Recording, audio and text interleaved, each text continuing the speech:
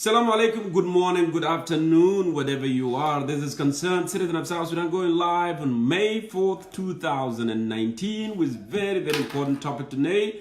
I welcome all of you all around the world to our program, weekly program every Saturday. And I have to apologize to my dear beloved followers of Concerned Citizen of South Sudan for running a little bit late. It's not a little bit, actually, it's wide because we're supposed to be starting around 2 p.m. New York time, 9 p.m. Juba local time. But unfortunately, we start late. This is the life. Sometimes things can get out of the hand and we have to live with it. So I apologize one more time, for coming late to start our program. I welcome all of you, whatever you tune in tonight, for this very fruitful and very important discussion here with concerned citizens of South Sudan. The matter of discussion today, the topic today we are going to discuss, as you can see there below the screen, is already, if the parties of the conflict in South Sudan recognize, observe that crucial issues for formation of revitalized transitional national government of unity are cantonment, screening, training, unification, and deployment of forces, and determination of the number of boundaries, which is number of the state. If they realize that from lack and boundaries, and part from the lack of political will, funding, and time constraint are the major challenges, then will the 6 months, this is the question that we asked last week, will the 6 months that was proposed by Dr. Riek Machar to extend pre-transitional time in order to prepare, will this 6 months be enough? Or will this 6 months come out with something to resolve the issue? Because we are all aware that, as I mentioned, the issue of containment of the forces, the issue of boundaries of the state, the issue of a state of emergency, the issue of funding, and all these combined are not being tackled in order to form their transitional national government of unity, the interim period that they are going to have for the next 3 years. So now, thing that I mentioned, they did not do those for the last 7 months. Now, are they going to do it next 6 months? If there is no political will, because we have been asking in numerous times that it's not a matter of time. It's not just a time. It's not about 2 months. It's not about 1 month. It's not about 3 months. It's not about 6 months. It's not about 9 months. It's about guts. It's about political will. Are they willing? Is President Kiir willing? Is willing to implement this peace agreement as he signed? This is what we are asking, and we have been asking this question for quite some time, for very, very, very long time. So I welcome all of you. These are very, very, very important, issues that we want to discuss today. I welcome all of you to be part of the discussion. Is President Kiir or the parties, are they willing? Do they have political will to implement those within the next 6 months? Or are we going to go back to the same cycle, same again and again and again, and nothing is coming out of this? As we predicted when they signed peace agreement in December of 2018, when I said, actually, this peace agreement is an interest between President al-Bashir, the deposed President al-Bashir, the former President of Sudan, Bashir, and the government. There is nothing here for the people of South Sudan. And actually, our prediction was right. But to make it right, now they have been called, they went to Addis Ababa, and 6 months actually has been endorsed by IGAD in order to put everything together. Are they going to do it? Are they going to have that will to implement peace agreement? And why these 6 months are not deducted? Why are not deducted from the transitional period? I was hoping that this 6 months will be subtract, from the next 3 years of the transitional government of national unity. So one more time, I welcome all of you. And I want to remind you this. This is no spin zone. Concerned citizen of South Sudan, it is a forum for all South Sudanese from all different walks of life, from all political affiliation. I know, I have been labeled that I am a Gen Council, I am a Kiir supporter, but I don't think so I can get along with Kiir, because I know that I care about this great nation, I care about the people of South Sudan right? From Numali to Rang and from Buma to Raja and Kavikenje. This is what I care about. I care about the ordinary citizens who are dying from hunger, who are dying from disease. The women are not are delivering and dying. You know, these are the things that I care. You know, but I have been labeled that I am a son of Jeng. Simply because I am son of Jeng, that line me up with President Kiir. But you know what, my dear brothers and my dear fellows of concerned citizens of South Sudan, this is a scare tactic to stop the good work that we have been doing, to stop the advocacy that I've been doing for the last 2 years and a half. I am not going to stop. You are not going to force me to support Kiir. You are not going to force me to support Young Council of Elders. You will never, force me to be on that. You want to lump us together. So, because simply I'm from that tribe, I have to be with them. I have the same mentality because I have been attacked last week in program of brother Sabit Mujazid. I have been attacked by individual who worked before, a former officer in national security in Juba. He actually attacked me. He said, oh, don't listen to this fellow called Jongkor. He is there for Jing Council of Elders. He is there for Salva Kiir. They talk, they have secret talk. You know what? That scare tactic is not going to work. Actually, you want to lump me with those guys? No, I am not. I am not part of them. And you will never force me. And if anyone out there thinking that is going to line me up with Salva Kiir because I am a Dinka, to stop this great advocates that I have been doing for the last 2 years, you the loser. You are the loser. Actually, you are not smart. Actually, that shows level of ignorance. You are so ignorant. Those actually who try to see any Dinka advocate, individuals, those that who feel that any individual from the Dinka is an advocate and he is not with the government, is anti-government, who think that we are pretending, actually is playing big time ignorance. That's what I see. You know what? You should win that heart, actually, to be in your side, because I know that you are not going to win alone. You are not going to win alone. Listen, this is what the great Chinese said. That battle, don't fight the battle that you are not going to win. Actually, that battle, I am here advocating, and you want to line me with that guy, you're not going to win that battle. Because I will never go against my core values. My core values is to have justice, liberty, and prosperity for our people of South Sudan. Regardless of their tribe affiliation, regardless of their region, regardless of their color, and I know, of course, we are all black, right? Regardless of your region, regardless of your clans, you will never stop me from doing that great job. Do not play that, level of ignorance, because actually it's not a winning argument. And I keep saying this over and over again. I really appreciate, brother, Molana, Honorable Red Moch. Actually, he came out last week with a great message of unity. That the only solution is all of us to unite, whether you are in diaspora or you are back home. What the government is doing is not good. We need to focus. We need to know who is the real enemy of the people of South Sudan. Not me, not Jongkor, who is speaking, on behalf of those voiceless. It's not me. It's those who are stealing your wealth. It's those who are creating war. Those are the real enemy of the people of South Sudan. So, I'm going to brush it up, like they said. Donald Trump, I'm going to brush it up. I'm not going to care about that because I know it has no place in our discussion. It has no place in our forum. I know what we stand for of the people of South Sudan, who have a heart, who really have a heart for this country. I know.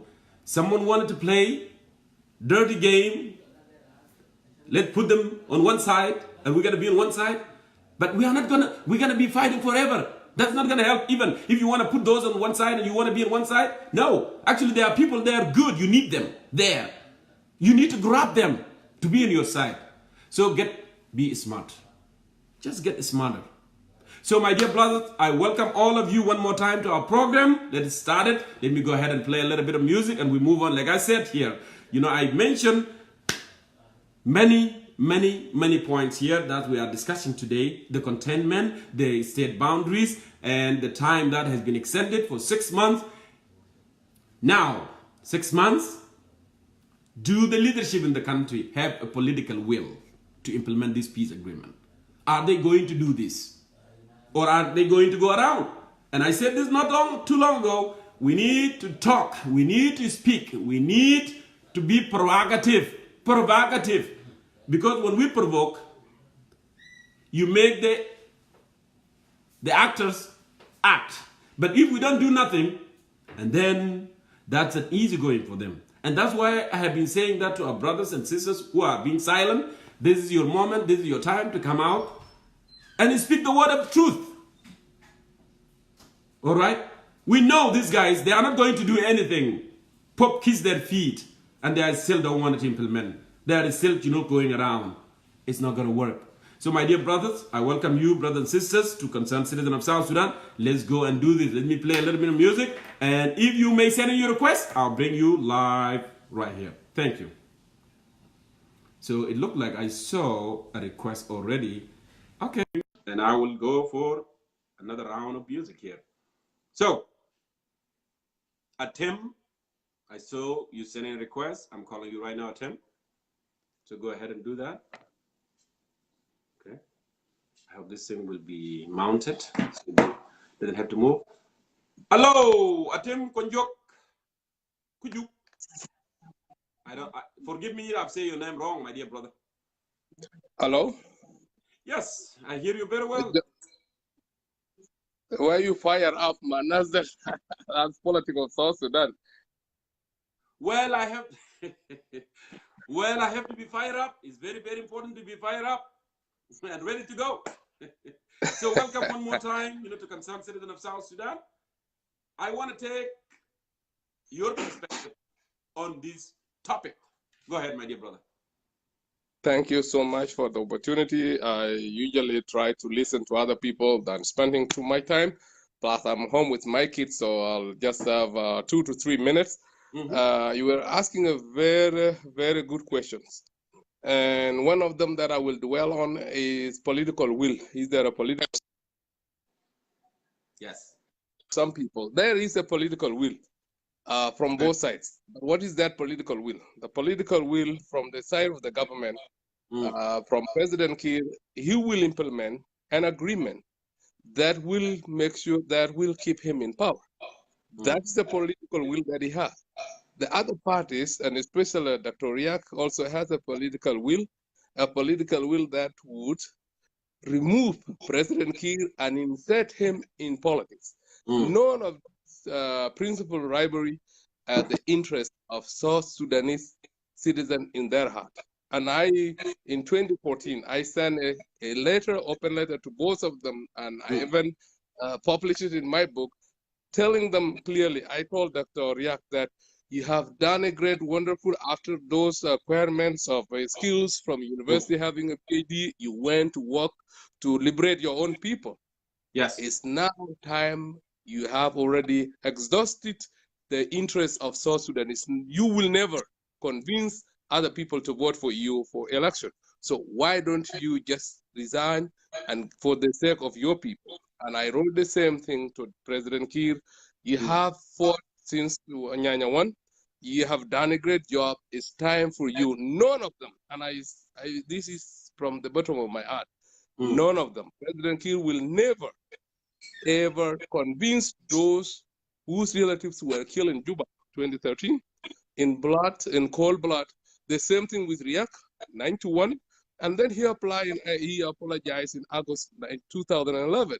But again, what happened after December 23rd and 2014 has damaged. He will not gain the trust of other South Sudanese. So to me, both these leaders, they have no interest of the South Sudanese in their heart. If they have that interest, and amazingly, Jongkor, you see, after Pope did not want any power from President Kiir, he did not want any money from him, nor any favor from Dr. Riak.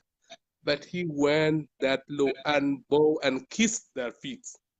None of them take that gesture seriously. So to me, the political will is there. The political will is not for the interest. Sorry, yes? Yeah, I got your point. And you make your point across effectively. But would you call that a political will, or would you call that just an interest? Because they are interest. That they are serving their interest. At the same time here, don't you think Riek Machar is the victim in this particular Khartoum peace agreement. I'm not talking about the first one.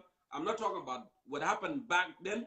But don't you see here is the victim, because now they agree upon that the containment, it has to be security arrangement, including containment, state boundaries, and funding, and state of emergency, and all these things. But at the same time, President Kiir, he's become more reluctant. He said, oh, well, I want you to come to Juba so we can form the government. But there are protocols here that are not followed. Don't you see here Riek Machar is the victim here in this time around? It's not what I think. I totally agree with that important question. But the reality is even under house arrest, is he free? If we go back to CPA, what we signed with the Khartoum government in 2005, Dr. John move around, synthesize his supporters, explain to the people what they signed. Did Riek do that? Riek was not even able to talk to his general to tell them, to convince them.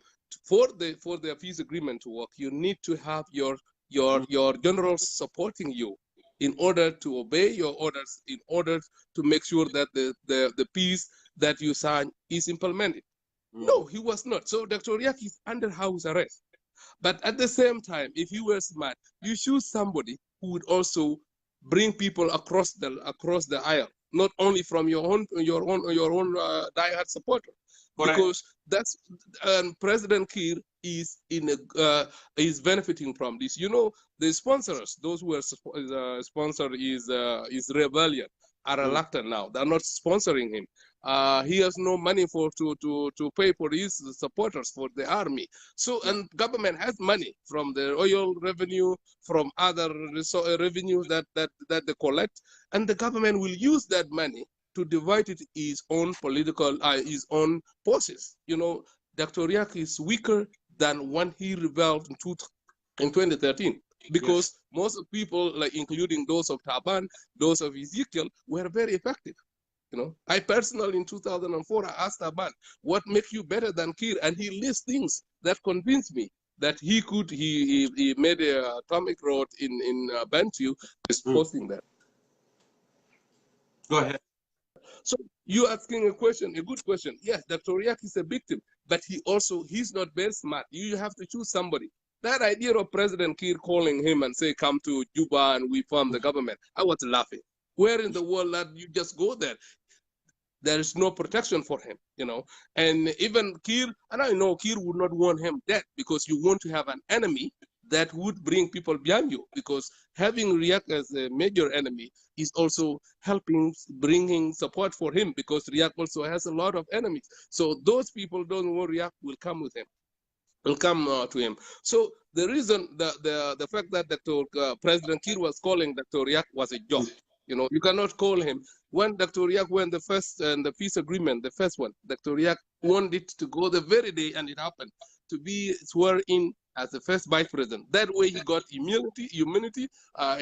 He also got protection. Now, if you just go to Juba with no security arrangement in place, with no protection, anybody can come and slap him, because there's nothing. He will be like you, will be like me. He's a mere citizen like me, like you, like me. But when there is a protocol, and when also, he has immunity, what's that? You're right. And also, don't we play by the rules that we tend to set up? Because that's the way I see it. If we set up rules, me and you attempt today, why do I have to bypass the rules? Because these rules, I'm part of it.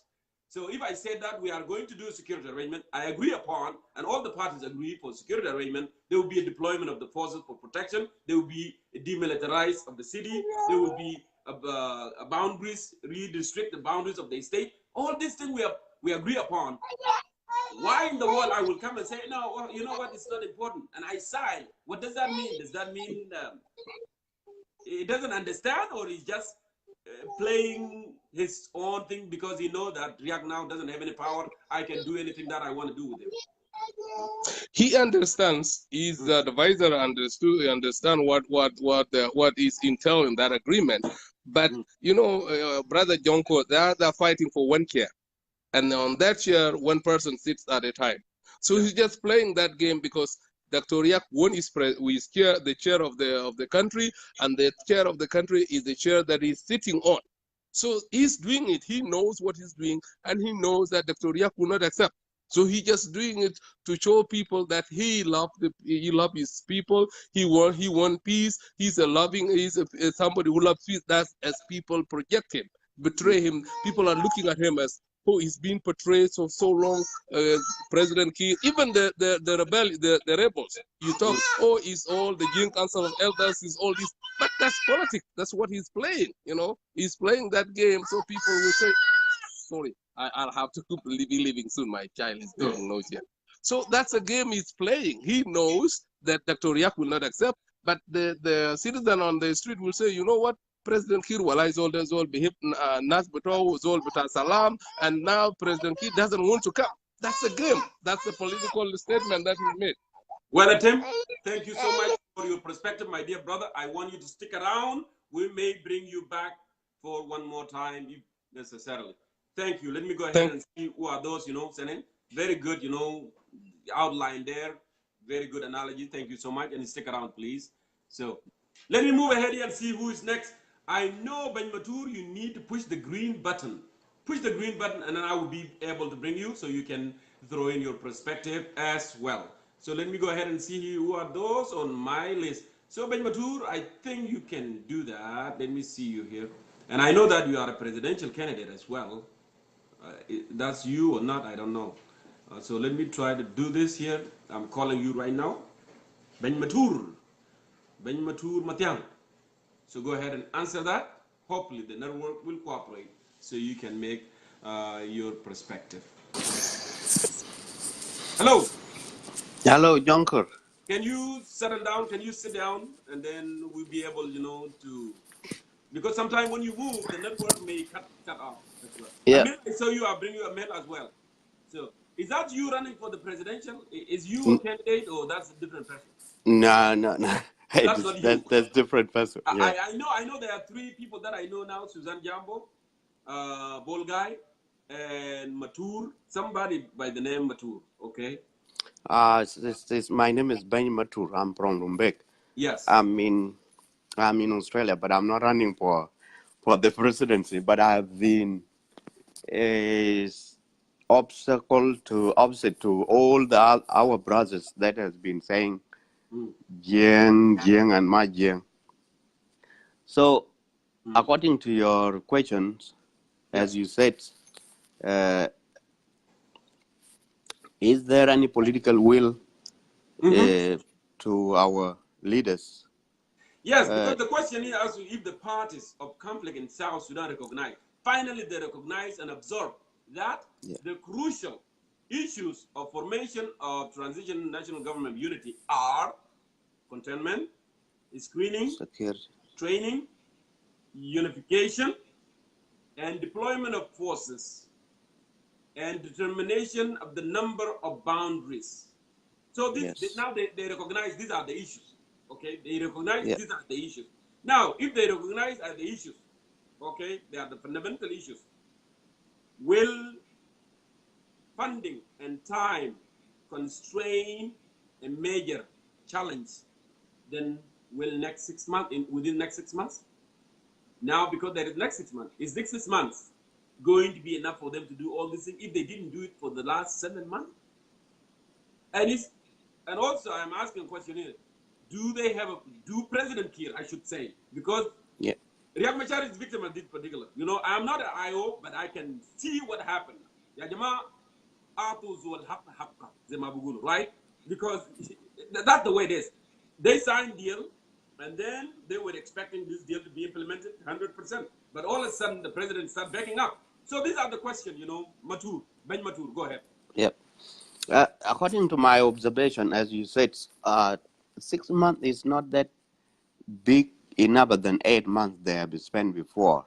Okay. So this is the president and his inner circle are on the bush around. They are running around the bush. They're not doing anything. So they have the money. They have the money to to get the weapon. They have the money to buy the people who are anger to the leadership, and then they don't have the money to implement the peace. The peace is they see it as a gateway that puts them away if they implemented it. So the intention, as the president intention, is to stay in the power. He doesn't want to go. So our people who are blindly support, and those who are actually on the other side accusing the old dinkers that you are all supporting the government, Yes. are making South Sudanese suffering. If Go we ahead. all South Sudanese united and said this is enough, the situation we have now, Jongkor in South Sudan, there's no country in this world that are in that situation. If we give it to other countries, other Ben Matur, people. I want to distract you here. I will let you continue. Now Okay. you brought a very good point. That president actually, peace is a problem for them. Because if peace come, will push them away because there would be a transparency and democracy and everybody, would see clear. Everybody would see clear. This is wrong, that's not good, that's not good. But now, my dear brother, they have tried all sort of a thing. They bribe, they buy people, they consolidate power. They did everything. So whoever need money, get this. They bought, Taban. They bought other, people from Mayol. They did to other Sua. They did to many people. Whoever, opened their mouths and their threat, they bring in. It didn't work. It didn't bring peace of people of South Sudan. Why are they? Why Mr. President is not coming to his senses and saying that, you know what? I tried to do everything, buying people, buying even the regional. He bought the regional to put young Machar in confinement inside. Under detention, Yes, but all these things are not working, are not bringing peace to South Sudan. Why is he not coming to his senses? These things are not working. Go ahead. You know what? Yeah, when someone made a mess, it's very hard to go back and say, I have made this mess. When he said that, and people come into the consensus that this president is not doing anything for us, he will be the victim. Yes. And she will be in the wrong side of his life for the rest of his life. Yes. So he wants to do everything to remain in power. He will never come out and say, I have tried everything. He's still trying everything to keep him in power. Now, if you sign an agreement and you violated all the agreement, and you call somebody that has signed agreement with you that come and form the government, what mentalities, and what are the solutions that you have laid down and guarantee that this person is going to be safe, the person that you are calling? So, yes. Dr. Riak is a victim, as you said, and the regional is making, they are dictators by themselves. Bashir was a dictator, Museveni is a dictator, and Paul Kagame is a dictator as well. So they will not allow any change. Even Bashir came by surprise to be removed from the power. These people will not support any change to other people. Number two, South Sudan has become where people go and hunt what they want, especially Museveni. Hunting field. Hunting share. Museveni is surviving from South Sudan. The economy of Uganda has never been strong than the way it is now under South Sudan leadership, because it's benefiting from South Sudan. If we have a capable leader that can unite South Sudanese and make South Sudan as a great nation, as a peaceful nation, Uganda will be collapsed economically. And this is what they don't want. I agree with you. And that is why we need people to come out on that corner, the corner of tribal line, to come out and break that circle. The circle that Kir has made by himself with his inner circle, it needs to be break. And who is going to break it? Us, we are the Dinkas who are keeping quiet, especially the young people. They go to East Africa, they finish their degrees, and they go and put them on the wall, and they go and play the card, go begging the politician. What is the West? they have been in the school for the last 10 years or 15 years, and you go and remain unemployed. Look what happened to Rumbek. As I said, Rumbek, especially Rumbek, what has been going on in Rumbek? People Very said long time. people said people of Rumbek are killing themselves. Why do they kill themselves? It's not people of Rumbek who are killing themselves. It's the system that failed them to kill themselves.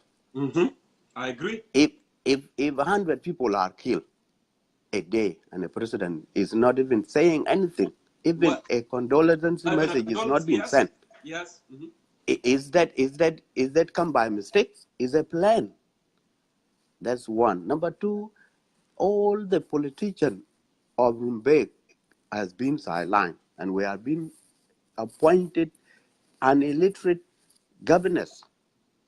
Start from General Matuchut back to Deng Mamir.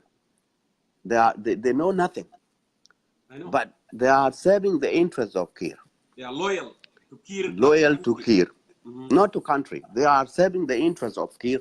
It's not the interest of the people. So there is any implementation of the agreement. I'm going back to pension. Yeah, with that point, yeah, I believe you. With that point that you brought, look how many people die, in Lake. This is what I want to tell my brothers, from other tribes. Yeah. If you think Kir actually care about the Dinka, look how many people die in Lake. Look how many people die in Luan Agura Del. The most crazy. These are my in-laws. They are so crazy. How many people dies there? In Luan Agura Del. How many people die there between Apuk and Aguak? How many people die there? Look, just if just you just have a moment of silence. If you are from Azande or Latuka, and see what this guy. Some people think that they are there for the interest of the Dinka, or the JC, so-called JC, is the interest of the Dinka. Why are they not, helping their people? Why their people are dying? I gotta tell you something, if you really in your conscious, position, you will know that those people, they don't care about the Dinkas. Dinka can die, they can go to hell. It's not their business. They care about their pocket, they care about their chairs, they care about, power. Nobody. That's what they care about. And that's why we need to come together collectively. We don't want to isolate anyone. We don't want to put anyone on the edge. We don't want to say, no, woman, Dinka, woman, woman, Zaybat. No, you don't want to do that. Bring those who actually agree with you in ideals. Because unity is always unity of ideals. I'm so inspired by the quote by former President of the United States, said, America has never been united by blood, but by ideals.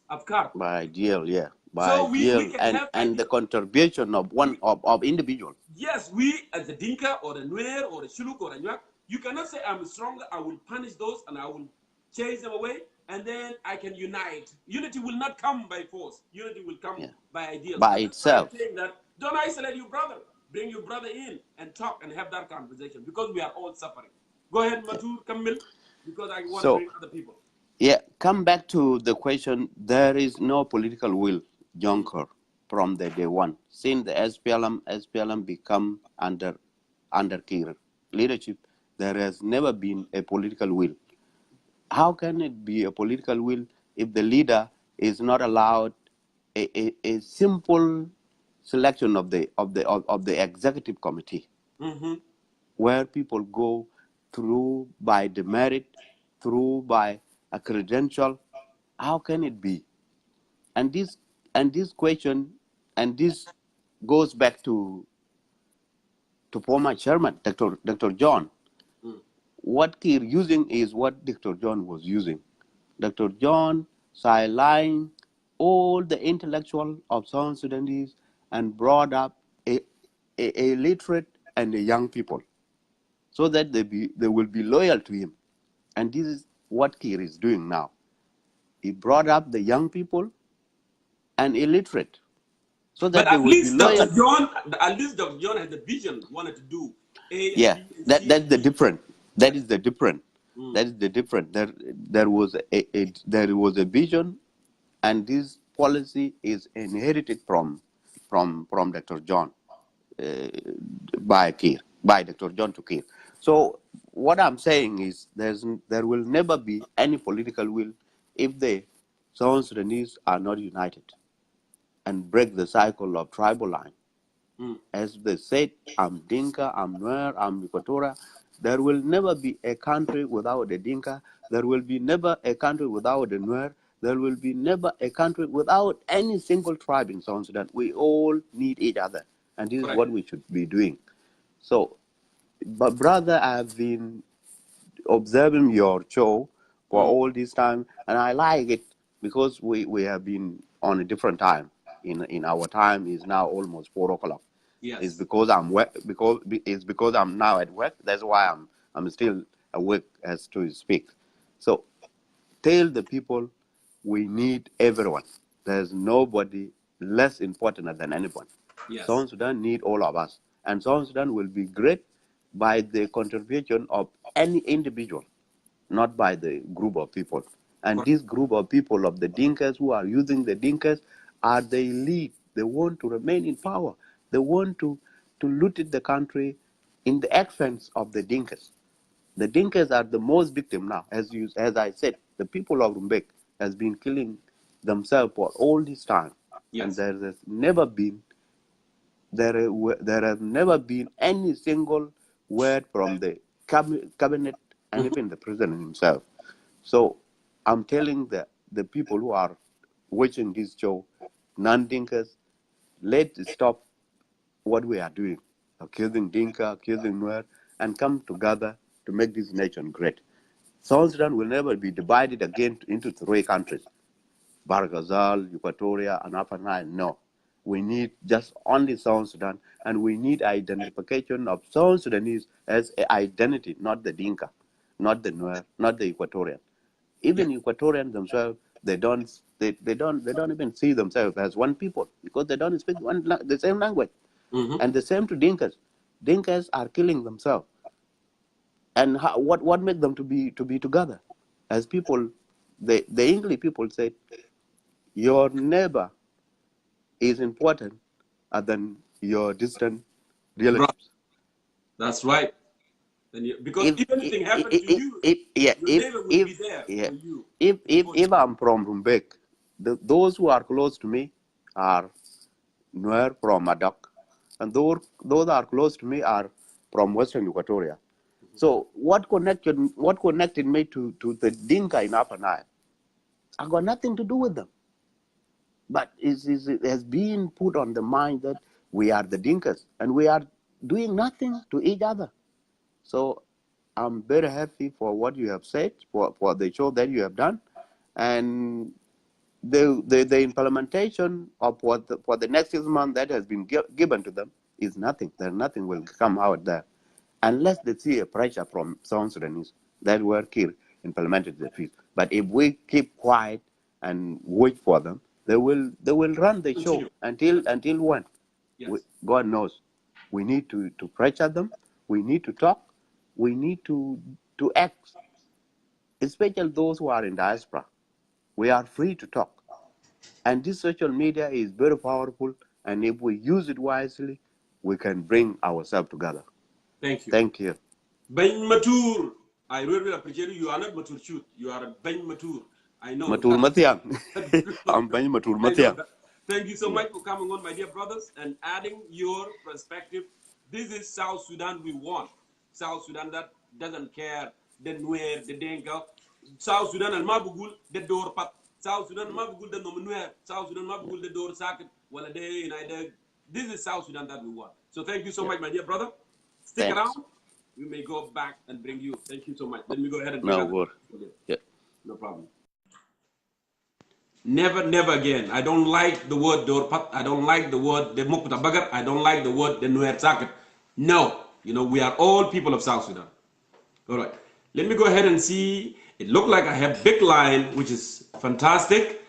Fantastic. I saw you Amen.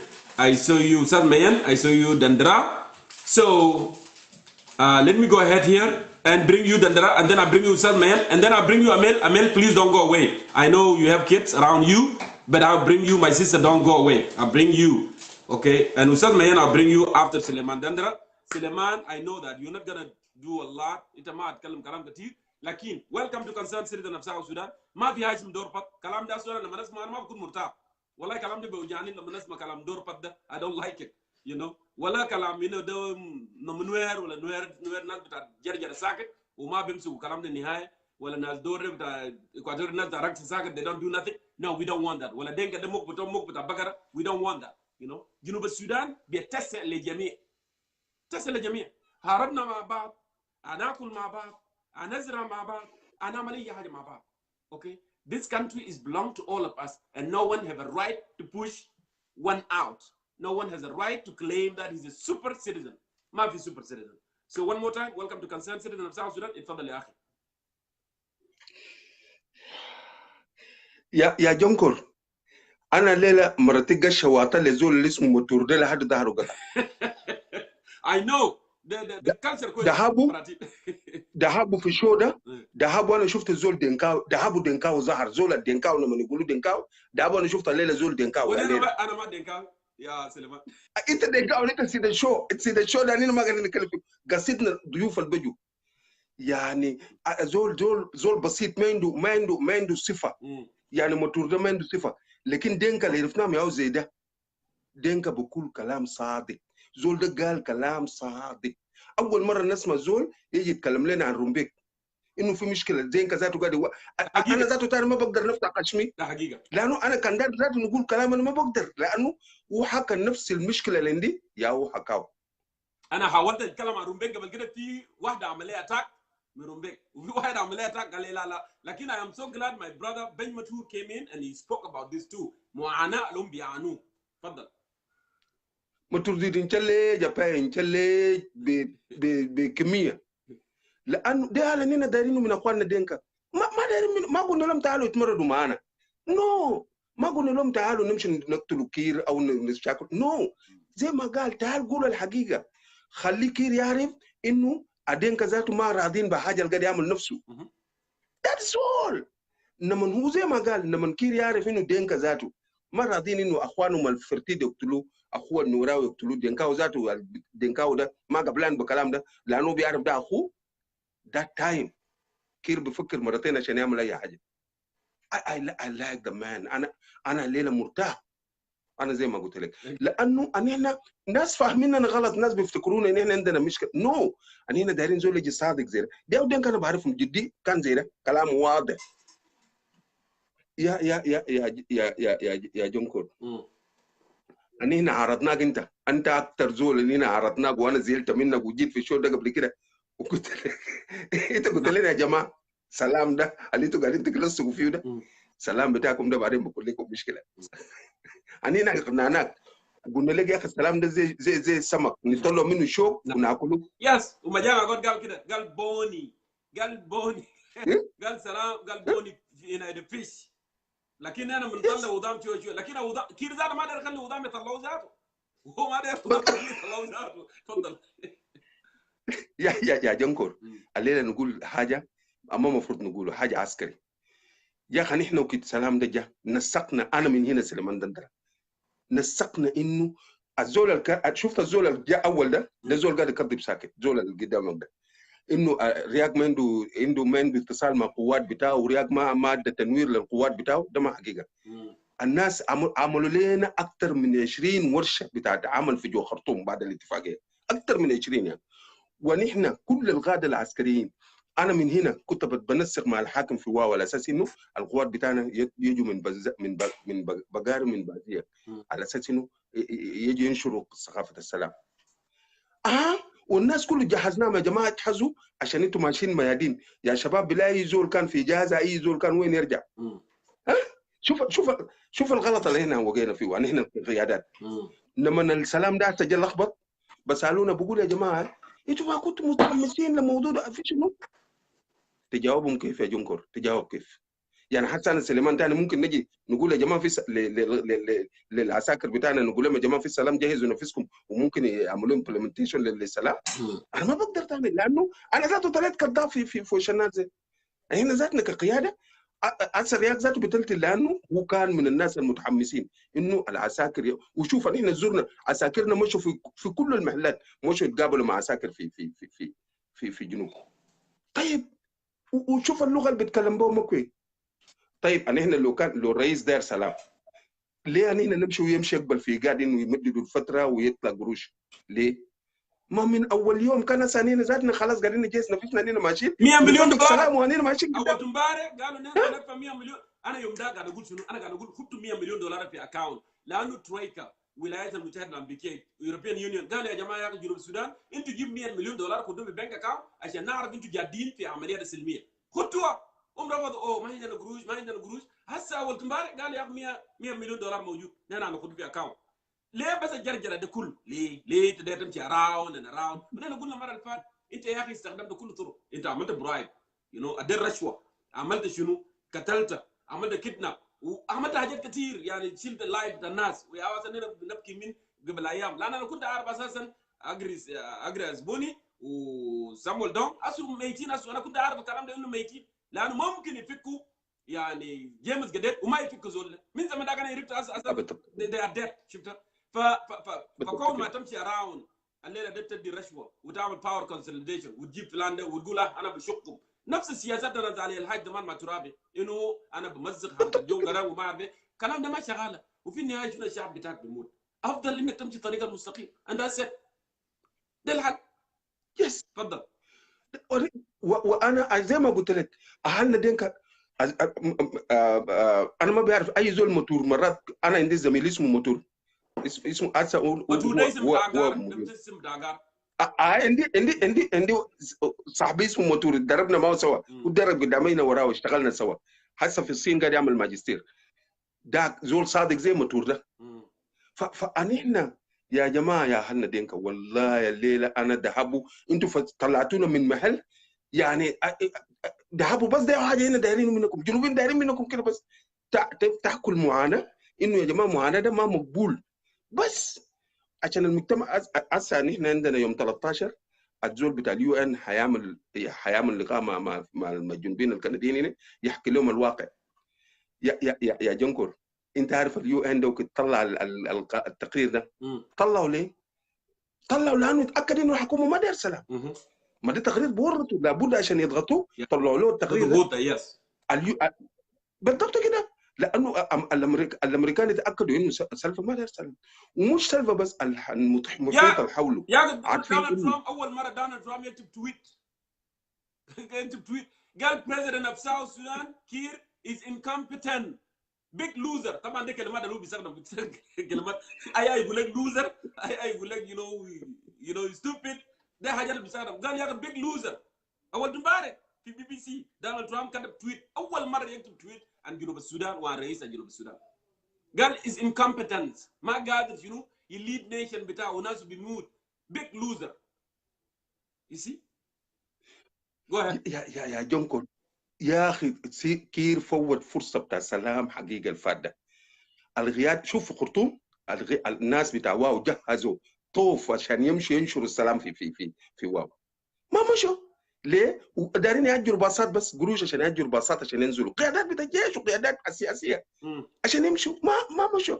كل الناس مستعدين كان ماشيين يعملوا السلام. ما في يعني الرياض ذاته مستعد استعداد كامل للسلام. لكن انت ما قادر تعمل دستور يا جنكر. دستور داير قروش. دستور عشان نحكموا به. يعني لما نكون حكومه بيشتغل بشنو؟ طبعا لازم يكون في دستور، يكون في جايدنس في دستور لانه يكون بيشتغل بالدستور.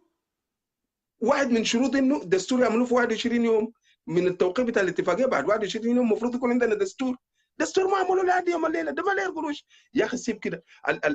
الحاجه نمره 2 الولايات اجمعوا. الناس الولايات اجمعوا يا جماعه. جنوبين كله اجمعوا دايرين 10 ولايات. ما تعملوا عشان ده ما داير قروش. ده داير قرار ما داير قروش. انا كلمت كلام. انا قلت له ما في حاجه اسمه لول ولا في حاجه اسمه تشل ولا في حاجه اسمه انا قلت لهم يا اخي عندنا نوردن بحر غزال ده حاجه انا بيعرف شفتها. حتى انا ما معترف بحاجه اسمها اللول. انا ما معترف حتى الان يا اخي. انا عندي برامج اقتصاديه في راسي. انا قلت يا اخي حتى اللول بتاعنا ده الريفر ده، لان اللول ده ريفر اصلا يعني بلاوي بتاع كير ده رجل البلد ورا. يا اخي انا بفكر في خزان يا اخي. انا قاعد افكر انه يكون عندنا خزان، لان نهر اللول الان في حاجه اسمها جلوبال وارمنج.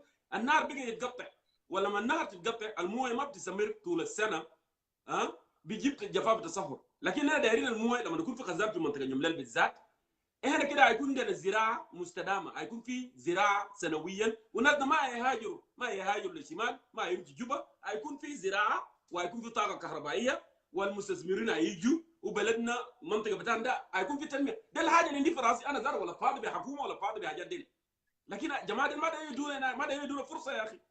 شفت؟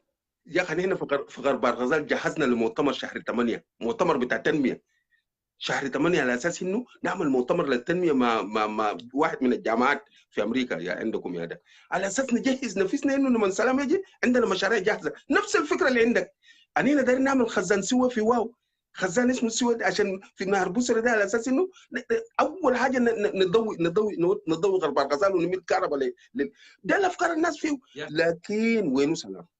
وين يعني ماكو يبطلع بيتحدانا، مش بيتحدانا، يا ريت لو بيتحدانا بيستفزنا.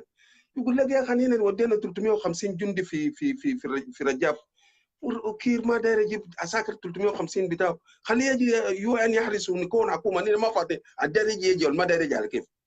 احنا من اول يوم نائب الرئيس هنا رودوار وكيف مشى وجانا الليله نقول كلامنا، جانا قال لنا يا جماعه السلام ده في خطر جدا، الحكومه ساعيه انه بتقسم، يعني تشيل ناس سانكشن وتجذب ده معاه ناس دينالور مثلا، ناس يتعاطفوا معه عشان لما نجي التصويت بيلقوا نفسهم هم اغلبيه.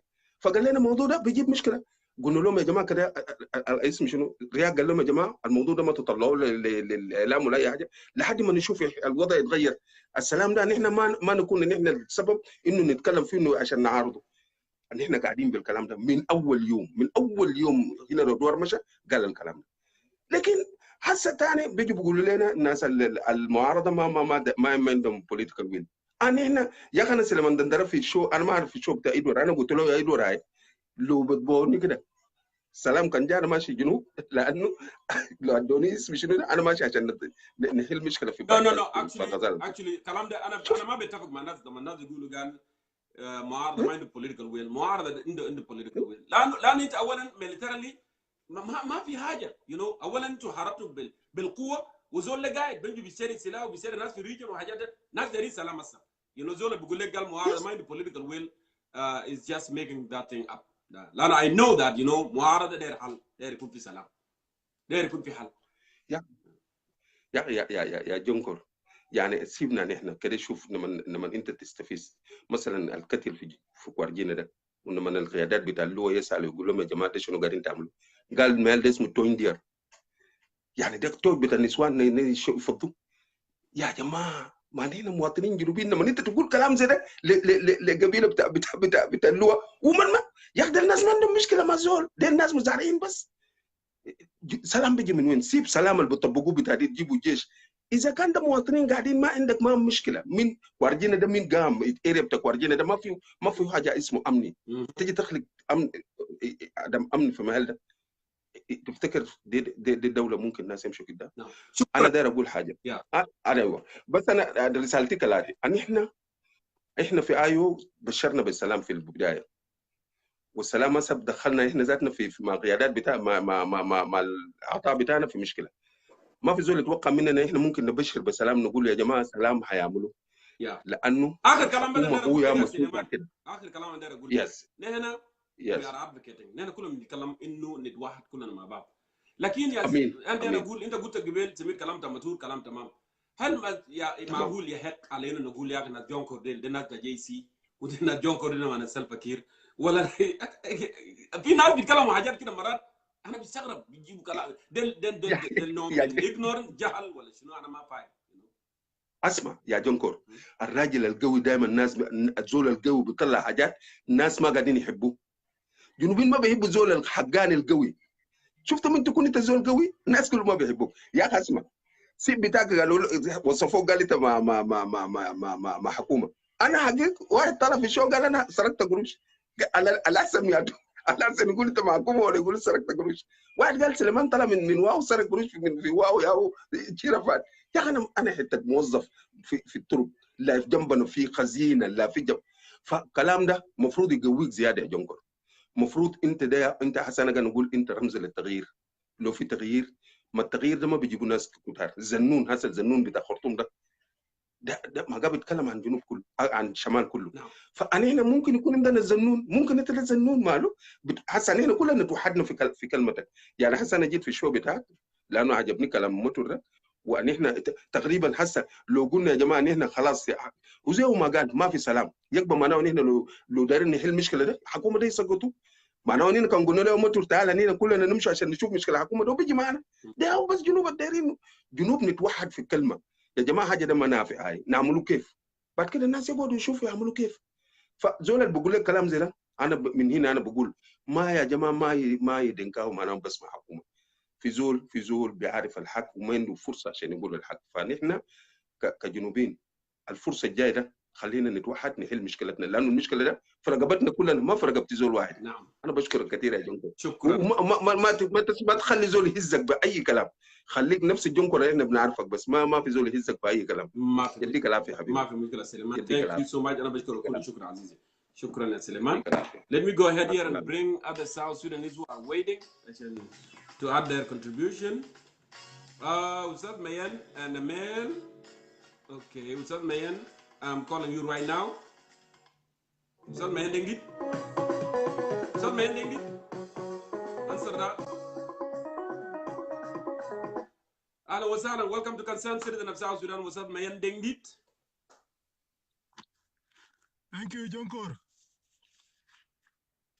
Thank you. Your volume is a little bit down. You can raise your voice. Yeah, thank you so much, Jongkor.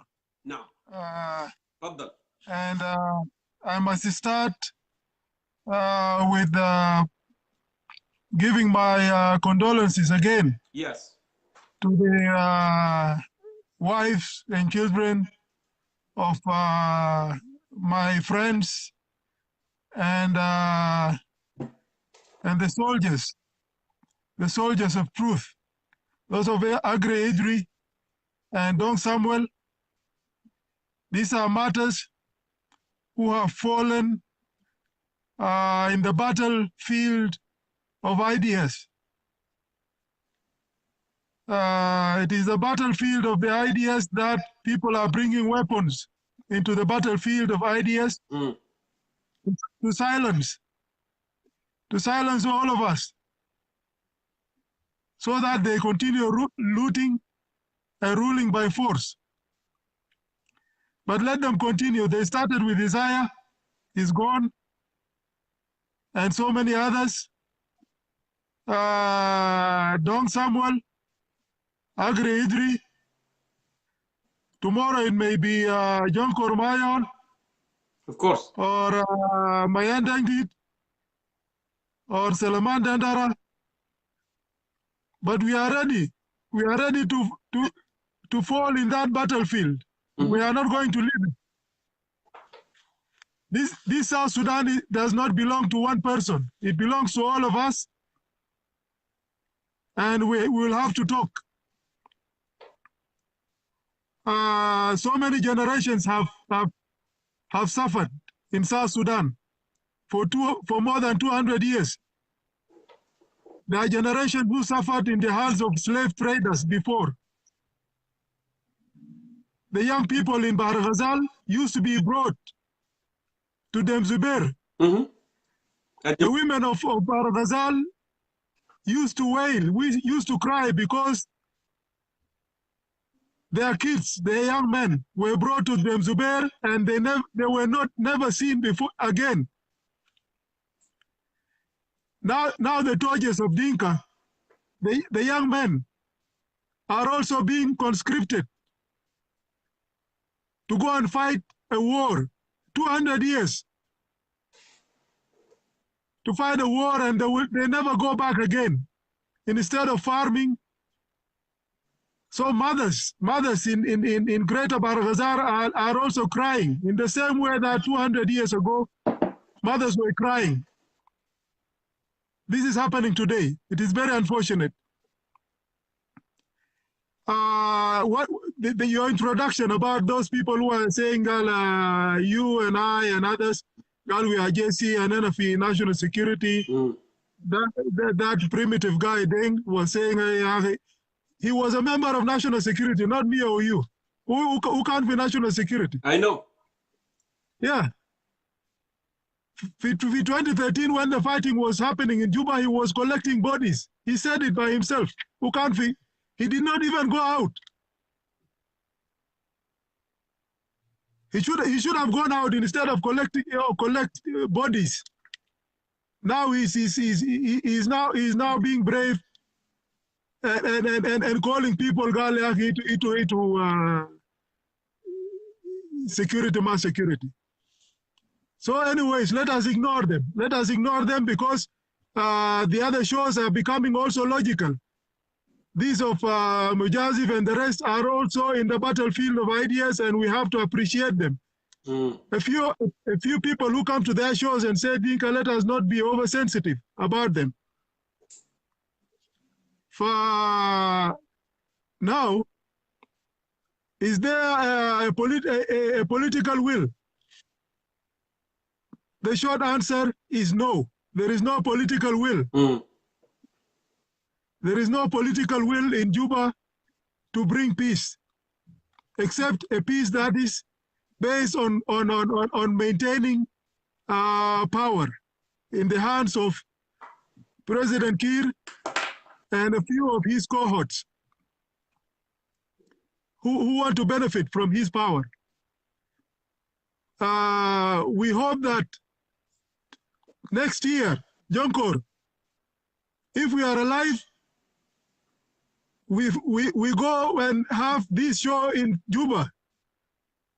This battlefield of ideas, we hope, we pray that we transport it to Juba. Tomorrow, you and I and everybody is in Juba and we are talking about the welfare of our people and of the country. And we call on the generals, the good generals. Those of Kwalmanyang, Oboto Mamur, we mentioned their names. We need an ultimatum. We need an ultimatum from Bilfam to be undersigned by everybody, including those of General Piang and General James Hoss, retired generals.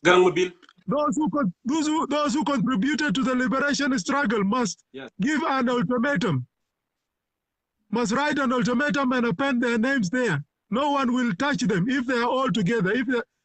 If they are one, if they challenge the system alone, one by one, they will be picked one by one. Correct. But let them give an ultimatum that if we don't implement this peace, we are going to take over power. Yes. We hope to see this ultimatum so that tomorrow, when they leave the world, we will remember them for that. We don't want a revitalized peace agreement. We want a revitalized independence, not a peace agreement again. We have to revitalize the independence of South Sudan that we have lost, that we are not celebrating.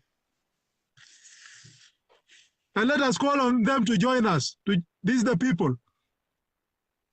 Bajmatur, thank you for what you mentioned, Matur Matiang. And there are so many like you in South Sudan, so many. But they have no access because the only access is the national TV. The few who want to talk are picked one by one, like those of Dom.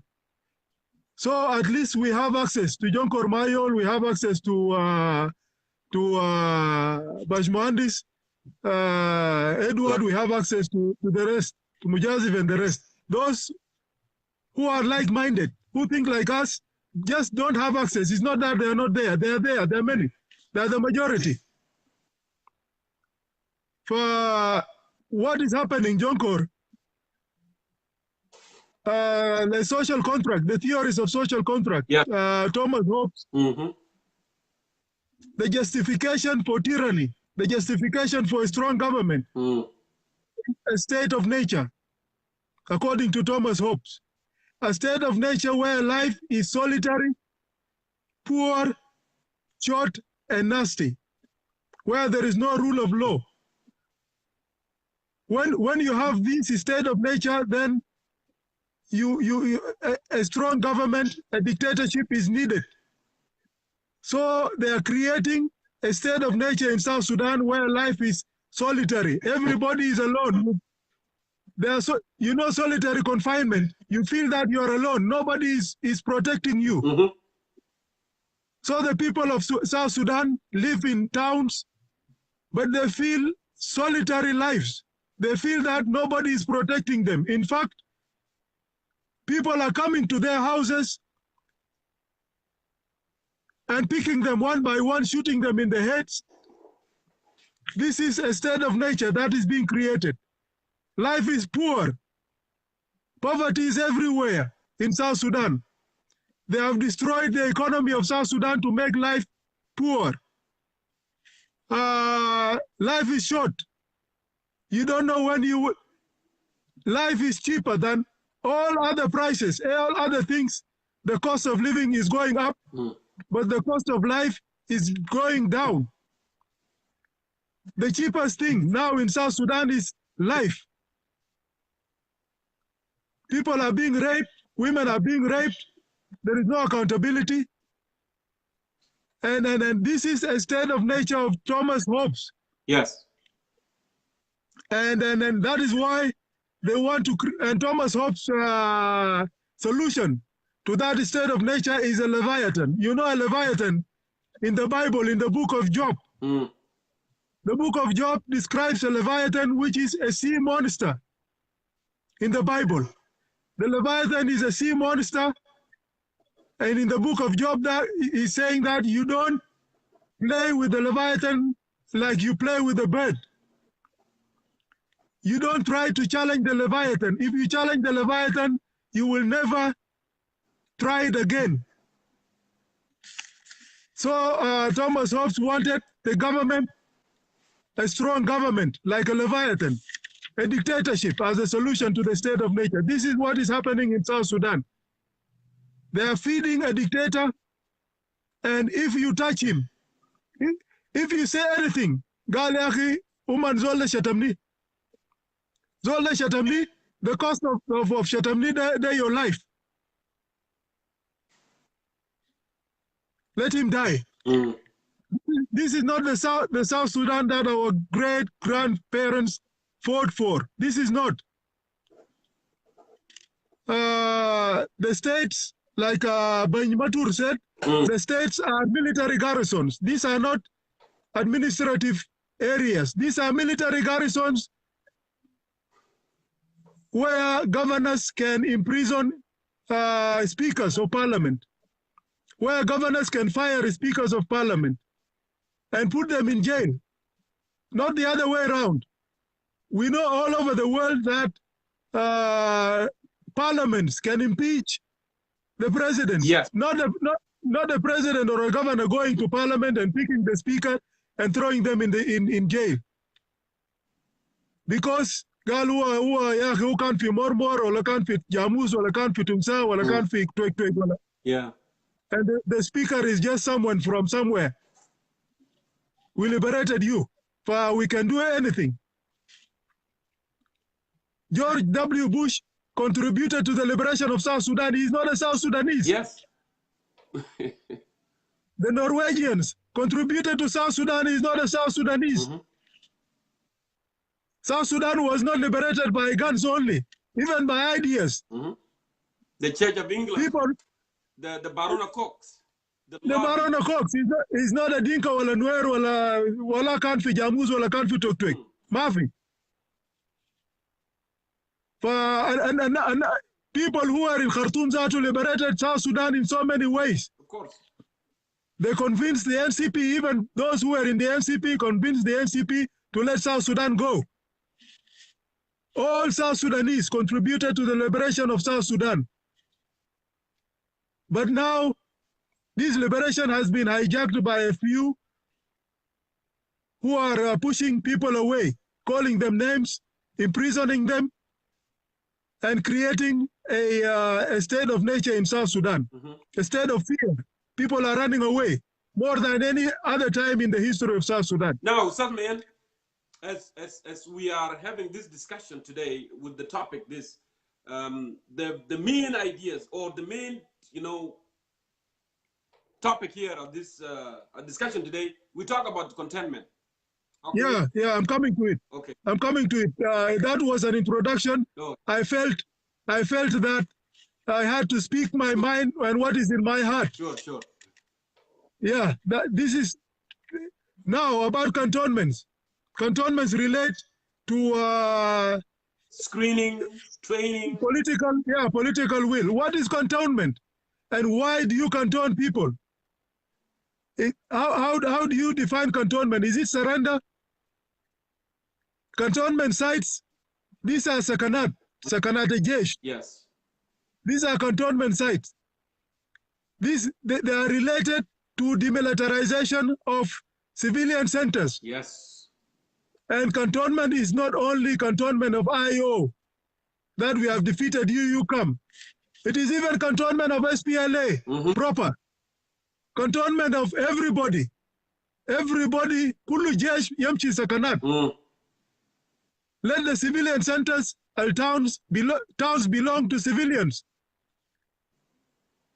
Let our young people play yamshi alabu kura fi medan without seeing zol mashi be sila jambu. Let them khali yaletlo yamshi madaris without يكونوا في مواصلات مع جيش في نفس المواصلات. No. Let all the forces be cantoned. This is a natural thing that is not related to any agreement. This is something that should have started since 2005. So cantonment should be understood in terms of nation building. Let everybody go there. Screening. Why are you screening people? And who are you screening? Is it the screening of Maulana Makuigal al-Jesh al-Abiyad Yarja Abiyad? Or the screening of everybody? The competent ones. Fi Matianganyor, the competent ones fi Jesh al-Abiyad, the competent ones fi Bar Ghazal, the competent ones fi Cobra, the competent ones fi Nas, so that they must be screened. But the screening fi agreement means that you go and see the people who were part of the SPLA before 2013. That is the meaning of the screening. We must change this meaning of screening in the agreement to mean screening of everybody and bringing competent people. And training and unification. Yes. What kind of forces are you going to train in 6 months?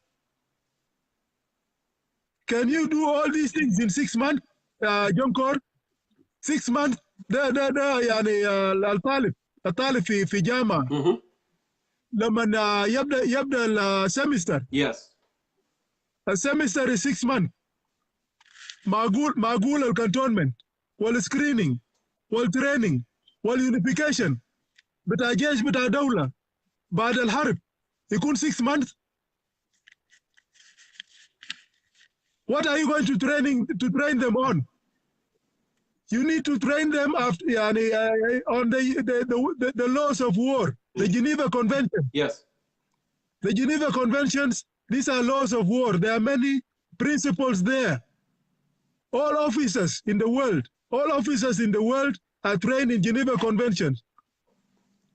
That civilians must be spared. The lives of civilians must be spared. Respect. Those who surrender to you, even in the battlefield, you don't kill. Those who raise their hands up, you don't shoot them. If you shoot them, this is a war crime. So these forces should be trained to know these things. John Garang in the SPLA trained them in that.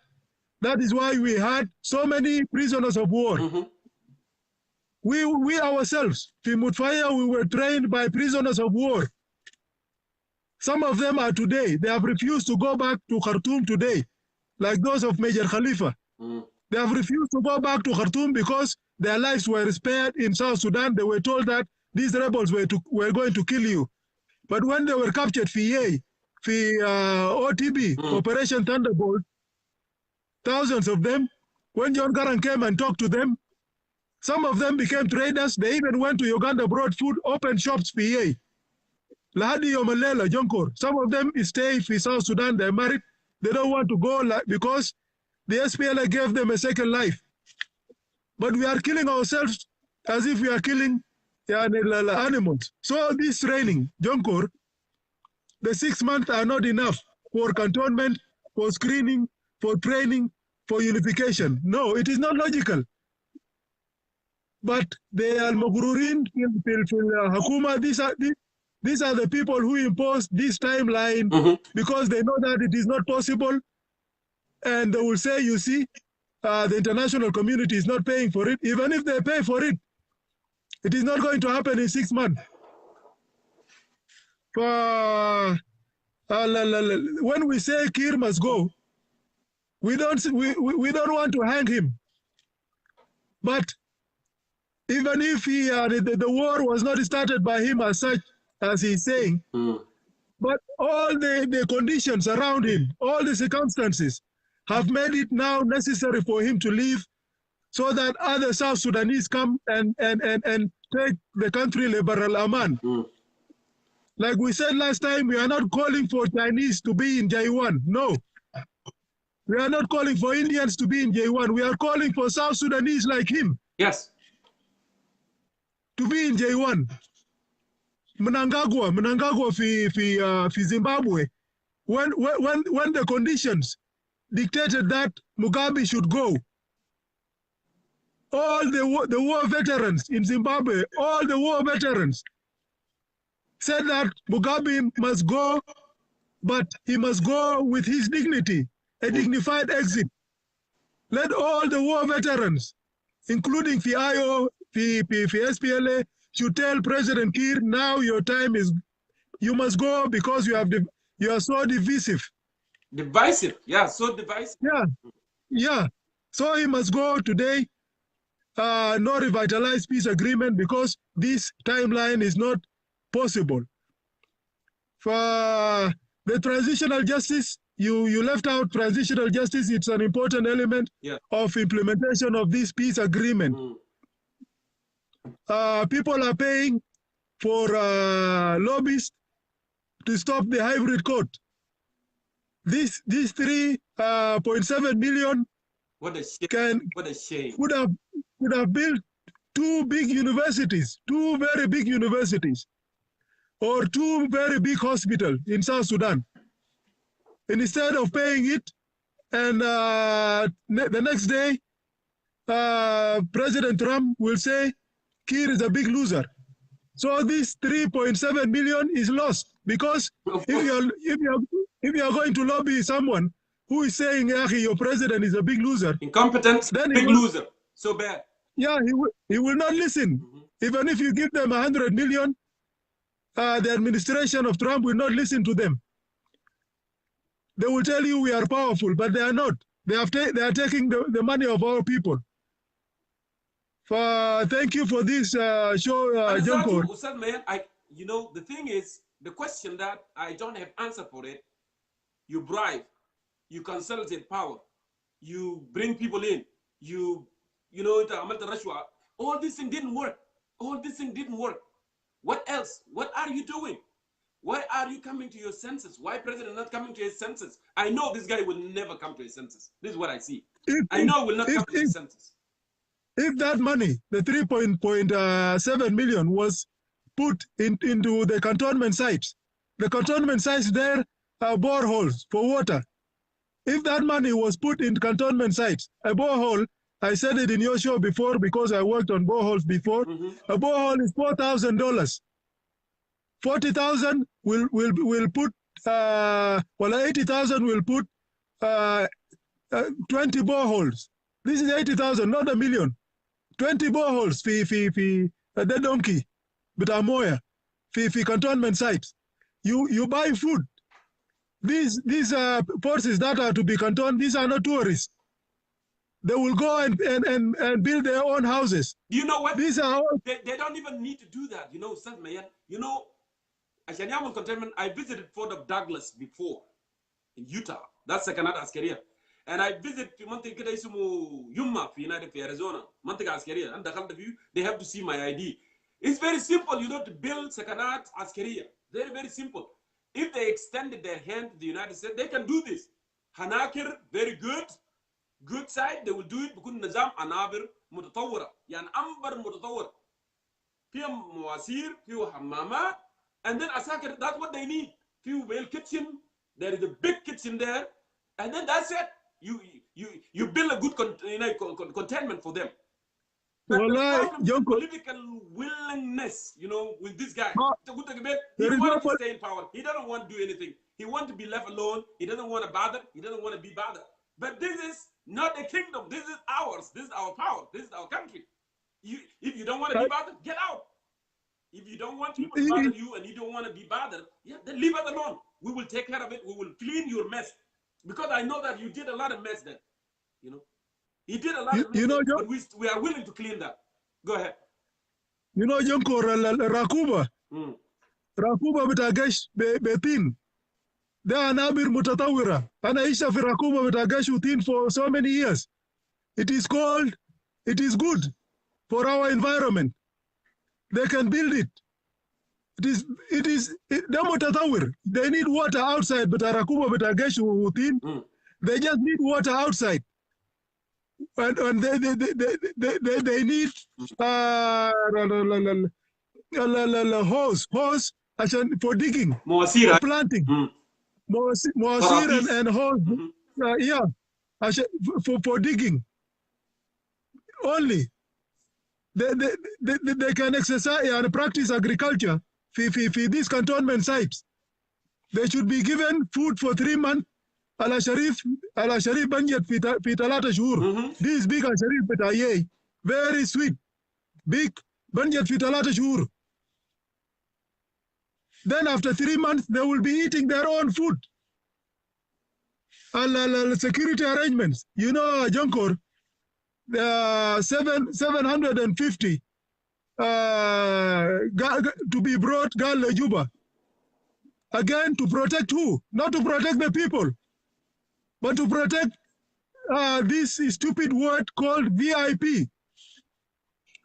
After a revolution, after a strong revolution where people were enslaved, now there are people who are called VIP for South Sudan. And these VIP not very important people.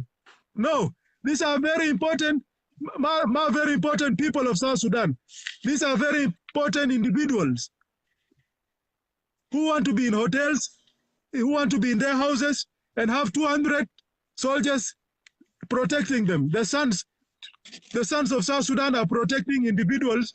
But I'm not. My former boss is a good man. I respect him a lot. Lakin Firiasa beta General Waniga, my former boss, I respect him a lot because he has goodwill. Lakin Firiasa fi arba okada. Wow. To protect one person for okada. Imagine في امريكا الاخير بكون عنده منطقه كامل مدينه كامل في فورت كولينز بتلقى كل الجيش باخير, not individuals, not VIP. It's the same with so many other generals. Let us change these things, security arrangements. Now the IO are saying 750 is not enough. Imagine, the IO themselves are part of the problem. Now 750 is not important because our people are very, very, very, very, very important. We want 10,000. VIP protection to be 10,000. The sons of South Sudan are protecting people.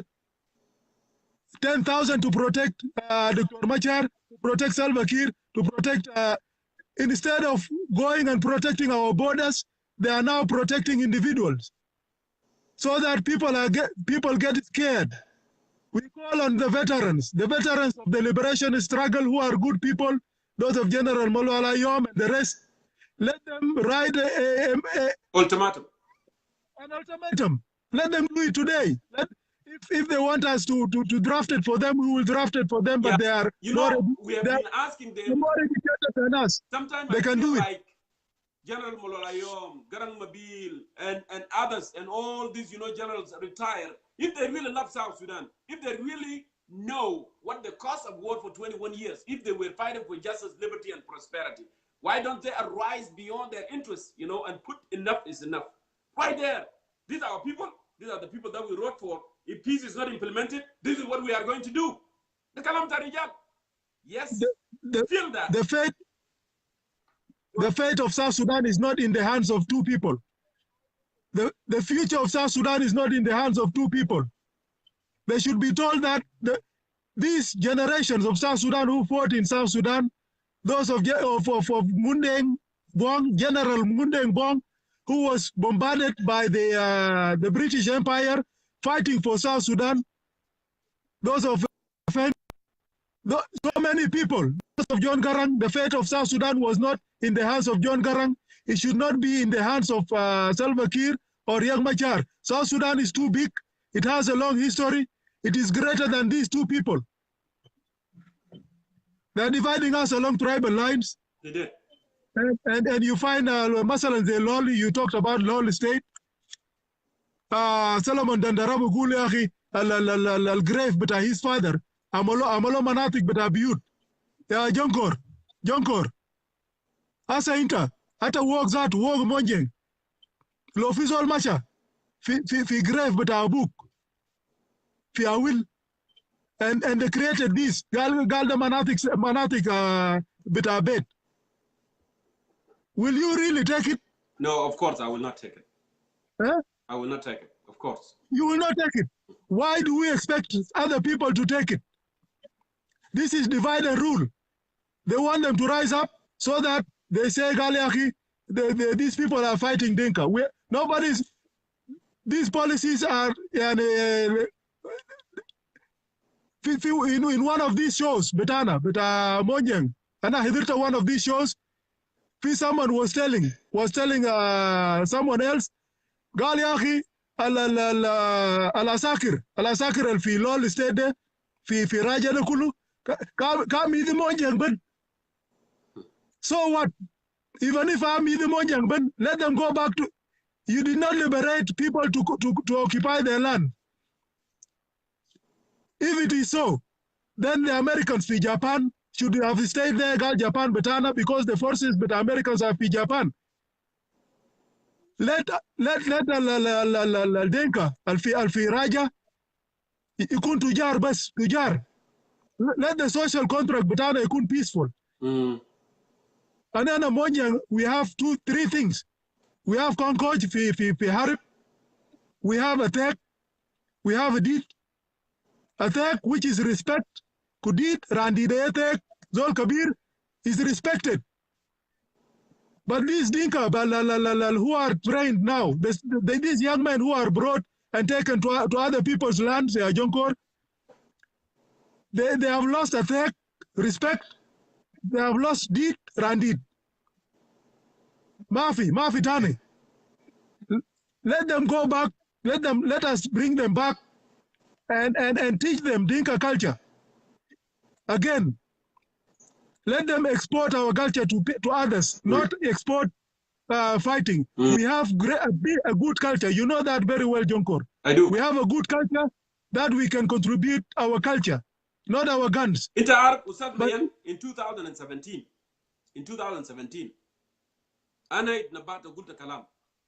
I said President Kiir is using tactic of divide and rules.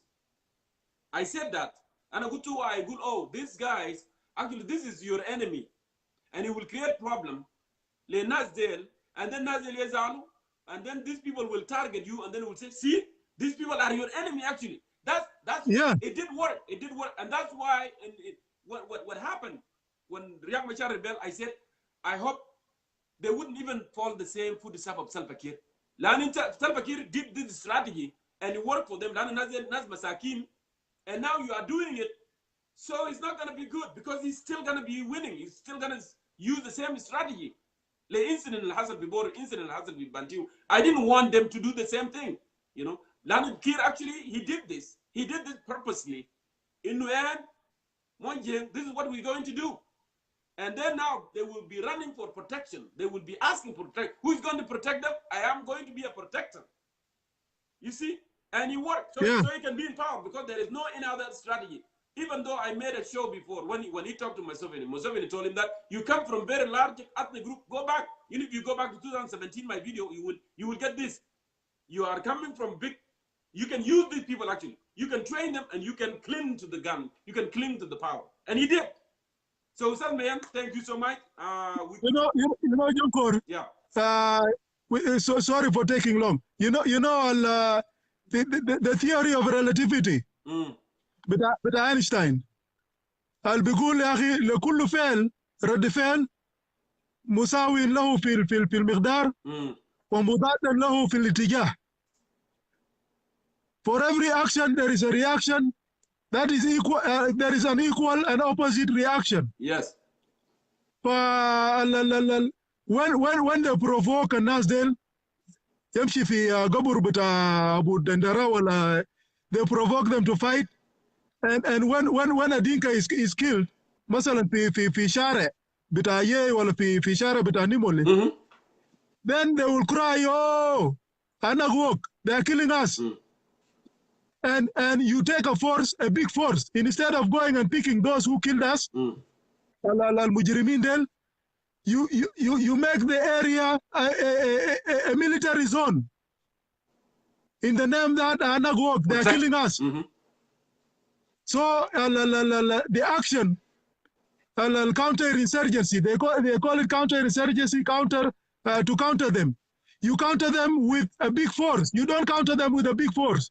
The Kenyans did not counter the Somalis with a big force. In United States, المجرم لو جاري بكرينو بوليس بوقف بعربيه بيجري بكرينو because your power is equivalent to that police. You don't chase him with the car because هو جاري بكرينو and then بوليس بينزل من العربيه بيجري معك بكرينو لانه هو دربه انه يجري بنفس المستوى بتاع الانسان.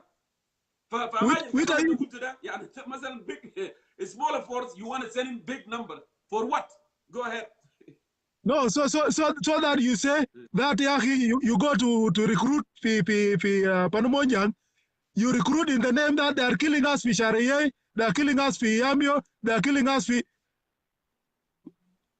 May the souls of all the lives, but South Sudan, Dinka or non-Dinka, rest in peace. But this is the system that is killing them. And this system must go. Let the independence of South Sudan be revitalized, Jongkor, so that we go. We are tired. I have 1 year in America and I'm tired of staying in America. I want to go home. You have 1 year. All of us want to go home. You have 1 year and I have 15 years, brother man. I know. Yes. Well, I am tired. Yeah. But you cannot go home under this situation. Because if you go home, you have to shut up. If you don't shut up, they will shut you up. Nobody is scared of death. We are not scared of death. Let it come. But the person who will kill you is not even, does not deserve to kill you. Yes. We want a country that is ours. We are not cowards, but we want a country that is peaceful. We want our kids to go to school. We want our women to go to their farms. We want these regions not to be battlefields. Let them be farms. John Karang said, I will take town to people, not guns to people. Thank you. Thank you, Jongkor. I've taken so long. Thank you. I'm sorry for that, but thank you so much. أنا بشكرك كل شكر أستاذ ميان for your contribution. Let me move ahead here and call other South Sudanese to contribute as well. شكرا جزيلا نقاش كويس. معلش يا جماعة, I apologize because we took a little bit long, but yeah, موضوع ده كان كده. So let me go ahead and see who are those.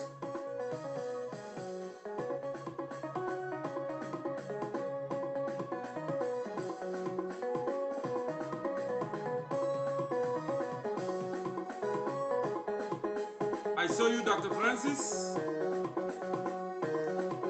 I want to give women a male waiting for long. I will come back to you, Dr. Francis. Emil, I'm calling you.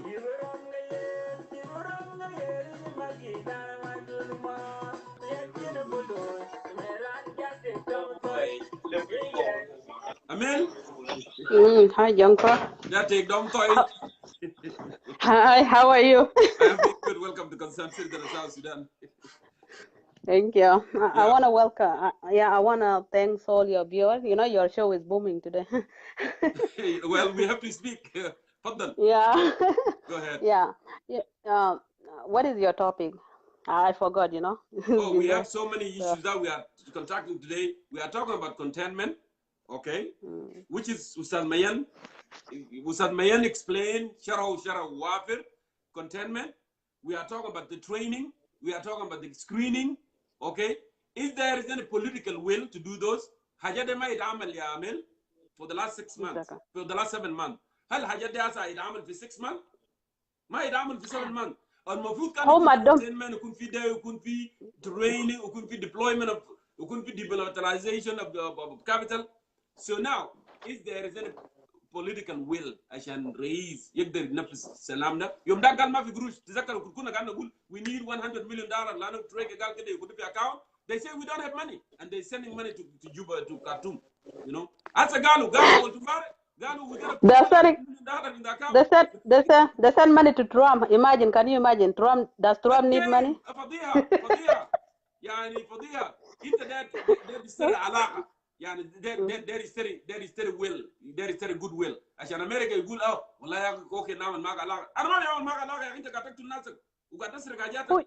عشان كده ترامب قال له شنو؟ قال له you know incompetent president, you know, is stealing money and he's doing bad thing. He's a loser. شوف the words that Trump تعرف how he speak. They should, you know, it's still in the tweet. they should use that money, you know, to take those people who are inside the UN compound, to take them out, you know, and make them safe in their place if they have that amount of money. We didn't know that the government have that amount of money that they can't even pay Trump. That's funny. They You know? didn't pay Trump directly. They pay actually the envoy. في مندوب دفعوا له 3 مليون ونص yeah, عشان يقدر عشان يقول it's the same, you know, America. عشان محكمة ما يعملوا، عشان ما يعملوا محكمة وحاجات دي كلها. What a shame. قصة ده we didn't make it up. قصة ده طلع في BBC. You know, BBC how جاب كلام BBC طبعا. Of course it's credible, you know. It's not a lie. It's a true story. So go ahead. Okay. Jongkor, I wanna bring this one. You know, yesterday I was watching a Sabit show, and I told him to call me, but he did not. Unfortunately, the time ran out, I think, in his show. So I just wanna bring this one up to our brother and sister from different tribes. Those who come and call us, you know, if they see us talking, they will call you automatic, like you are a Jing Council of elder daughter, or you know, or son. You people need to stop this. You people need to stop this. Last time I was challenging Ayandit, the first lady. My first time, you know, to ask a question. What is Ayandit doing to women who are crying in Southern Sudan? People within our Dinka, in Dinka, we are calling ourselves Dinka. They insult me. You are this, you are sex worker, you are this. They even put my photo, you know, with the bad pictures. Those are Dinka, by the way. They are not different tribes. They are the one doing that to me. And here we are saying we are Dinka, we are Dinka. I always say, hey, politics has no, you know, has no Dinka. Does not know Dinka or your brother. You can be from SPLM, yeah, Jongkor. I'm just saying example. You can be from SPLM and you are my brother. And I can be from Kush as I am. It is, you know, it is agree to disagree. But it doesn't mean there is nothing can unite you. Dinka does not unite us in politics. We have different view. Yes. Me being a Dinka does not mean I support Kir on whatever he's doing. No. Even my dad, even if my dad is, you know, is a president and he's not doing good, I will just tell him, hey, Dad, this is not the right way. Southern Sudanese doesn't need that. SPLM also does not unite that. It will never unite it. There is no way a country is led by only one party without other viewers, without other opinions. It is really, you know, I call it like it's a horrible. ما مشكلة شنو أمل مشكلة شنو. I keep telling my dear brothers and sisters, شوف أنا أكتر زول criticize كير regime. أكتر زول حتى بول مالون كان هناك. أنا قاعد أقول له بول مالون, what are you talking about? You are the one that protected كير. لو ما أنت كير كان ماشي من زمان. لكن كير use people like tobacco بيشيلوا زي سعود لو بيرك بيتوفق برا. عمل كلام ده Let me تذكر في كندا let انا me كنت tell في them. كندا. Let me tell them. If Kir meet us today, me and you, Jongkor, we will be in a blue house. He Yeah, doesn't care whether you are a عشان Dinka or whatever tribe. He will put you there. Last yeah. time, all we have Dinka in Blue House. They don't understand this. What we are suffering for. What we are suffering for here is not, is not that Dinka are united. It is that when we come out and say, hey, we have to talk about this. Stop insulting Dinka. People will right away say, hey, you are supporting Kir and you Government. are Jing Council. Some of us don't know who's Jing Council of Elder. I have never met them. Who's Dola Abrelier, whoever, or name them all. I never met them in person. I just hear them. My dad is not part of this group. He's an innocent man there, farmer in the village. Why would you connect me with those people? And those are, our politicians. But let me tell you this, Amel. You know what? We should not worry about it. Lano Asasan, I am what not we, worried. I am yeah, not yeah, worried. what I And I wanted to always say, ignore them. they I want take to them take us, easy. those people, they want to take us from the real issue. The real issue that there's a lot of problem in our country, need to be fixed. We need to talk about it. We need to propose. We need to, address those issues.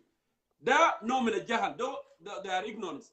If you see somebody talking the same, and your enemy is one enemy, and he's addressing the same issue, and they are saying, no, no, no, no, actually, you are pretending, you are not actually addressing the issue, simply because you are there, don't worry about it. Because If the issue, Jonkor, they if will the never issue, change me. if They will never make me, support Kir. They will never make me support young cancer elders. They will never force me to support anyone because I have principle in the Nakiyam. We are in it. I let it go. They can say whatever they want to say. The history will prove the alayam bit what I am doing here is genuine or is not genuine. South Sudanese already they know I what we are doing is genuine, it's not genuine. Go ahead, Jonkor, complete. I told them Kir being a Dinka is not going to give you food. Kir supporting Kir because he's Dinka is not going to give you food. Support his vision or his, whatever he's doing to move the country forward, but not because Kir is Dinka. I have to stand there with him. No, it's not. It doesn't go that way. The same thing apply to those who are supporting React because it's Nuer. No, React is Nuer, I know. Kir is Dinka, I know. If you are supporting them in that way and they are not giving you something, hey, you are wrong. You are doing nothing. Actually, you are wasting your time. Support a person who is going to give you something. Support a person who is moving the country forward. We need people who are thinking ahead of their tribe. Not just we Nuer, we have to be a president. Of course, you will one day be. You will. If one Nuer come out and say, hey, I have to unite South Sudan without Dinka, without this, without any tribe, without any division, you are a president. Everybody can vote for anybody. And all 64 tribes can be a president. There is nobody blocking you. Only the man who is sitting there called Kir, being afraid Randy. If you call Randy, and that is Randy is killing you, you lose respect. There is no way you can call Randy, and the man is doing nothing. I know some Dinka hate me here to death, those Dinka of Kir. I have never ever, those are you. Where Let me Randy let me let, let me go let Randy me go back. Chakori? Let me go back. I challenge Riek Machar and those are you will never, they never put my photo and call me a bad thing. Let me give them a credit on that. They are good. They are not bad people. But within my Dinka, I was threatened. And given name and write anything. And those are the Dinka. We call them, we are Dinka. No, we Oh are yeah. not. Oh yeah. We are not. Whenever you say something and you are again, oh, agree. That's simply. I That's what they do. wait with you, and this thing. Oh, a man can wait, I tell them, we all come out from this side. We all carry the same thing. So there is nothing, you can tone me down here. Calling my Anyway, Amel. kid, this thing is totally. Anyway, what is the next? What is Oh, the next? next, Let's like I move. said, we were talking about the containment. Hajat al Mahid Amale, if they didn't do all this thing in 6 months, do you think they are going Yeah. in the last 7 months? Do you think they are going to do it now on they next were 6 given months? they were given 9 months and they did not do anything. Those people should say, hey, we quit. Riak and Kir should say we quit. They are just playing. They were given 9 months, they did not implement anything. I just hear now he's like he did a state of emergency. in 3 states only. Three states, which is Wow, Toin, and Gogrial or somewhere. Are these the only state in southern Sudan? Is Kir okay? Is Kir okay? Is Kir really okay? Hmm? Kir has to, to quit. He has to go. Before it's too late, he has to go. We are not playing with the man. He need to understand this. He thinks like, I mean, laugh all the time, and those people laugh, we are playing. No, we are not playing. There is no, we cannot play It's hard, man, because of life. because those of Jeje Shabi, those of retired, generals in Jeje Shabi, if they really love country, they would have done what Ustad Mayan said today. They would have made an ultimatum. They would have said, you know what, we have been led by a blind man. I don't mean somebody blind with eyes. Zol blind mirasu, blind mingalbu. He doesn't know what he's doing. He just want to be there. He doesn't want to bother. He doesn't want to be bothered. Kuma there is salum kursi bitaw there you go. Like kursi da bahagu. Da bita sharp. Kursi da you have been hired to do the job. But if you cannot do the job, why are you sitting there? Why are you sitting there? Ashanka dana katabta yom daga na gutta hena Southern Sudan ma kingdom bita mayar abu. No, ma kingdom. He can go. He can go. Huh? So, if he's so not much, doing anything, of course he has to go. Anyway, yeah, have a good day, Jongkor. Yeah, and your contribution, and please stick around, say hi to, my son-in-law, my young mamer, and the kids. Yeah. All right. No problem. Good to see you. Thank you. Have a good. All right, let me go ahead here and see who is next, and then we move on. Of course, yeah, I call Amel, his husband, my son-in-law. I have a daughter called Amel as well. So,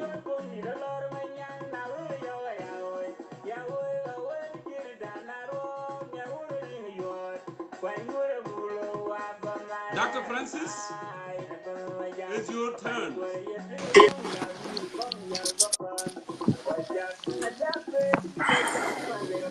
Dr. Francis, welcome to Concerned Citizen of South Sudan. How are you, sir? Yeah, I'm fine. And hi, everybody.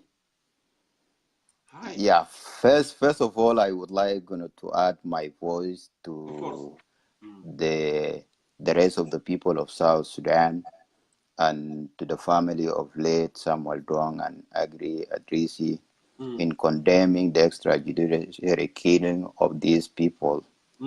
And because I believe in the freedom of speech, and everybody is entitled for an opinion, and this is not the way that we should treat the people who are fighting for the right of the people. Correct. And it's really very unfortunate, and it can tell you the extent that the government that is doing. There is nothing that a respected government in the world could kidnap somebody from overseas, bring them back home, and kill them in cold blood. And we hope sooner or later the perpetrator will be brought to justice. So basically, those previous speaker, Mayan, Solomon, they touch a lot of things in detail about the containment area and those things that were supposed to be executed during the pre-interim period. If you guys recall that we had 8 months, which is the pre-interim period, and this is the time that everything should be completed. Yes. So I wonder what exactly that they have managed to finish within these 8 months, because most of the time when you have a time frame, there is no way that you could done only 25%. You see, because right now they do an extension of 6 months. That means what they did in 8 months is just only the work of 2 months, and that's why you need extra 6 months.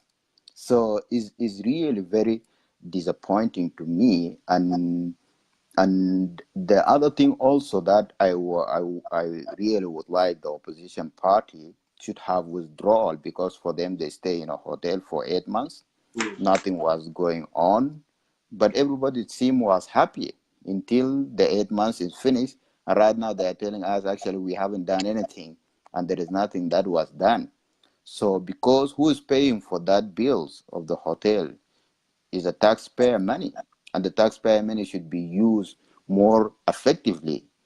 And if you stay in a hotel for 8 months and you are not doing anything, you are not completing the job that we are supposed to do, and you are finding some difficulty from the government side, you should withdraw your people so that you can push the government toward meeting those things, and then you can resume. But for them, they kept quiet all this time until the end of 8 months. They come and say, okay, this thing is not being done. I do believe that the responsibility. And actually, Dr. Francis, I'm sorry to cut you off on that. And actually, since day one, I have been hammering about this.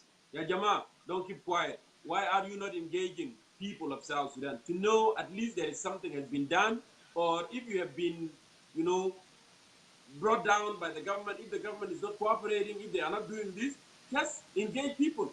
Let people know.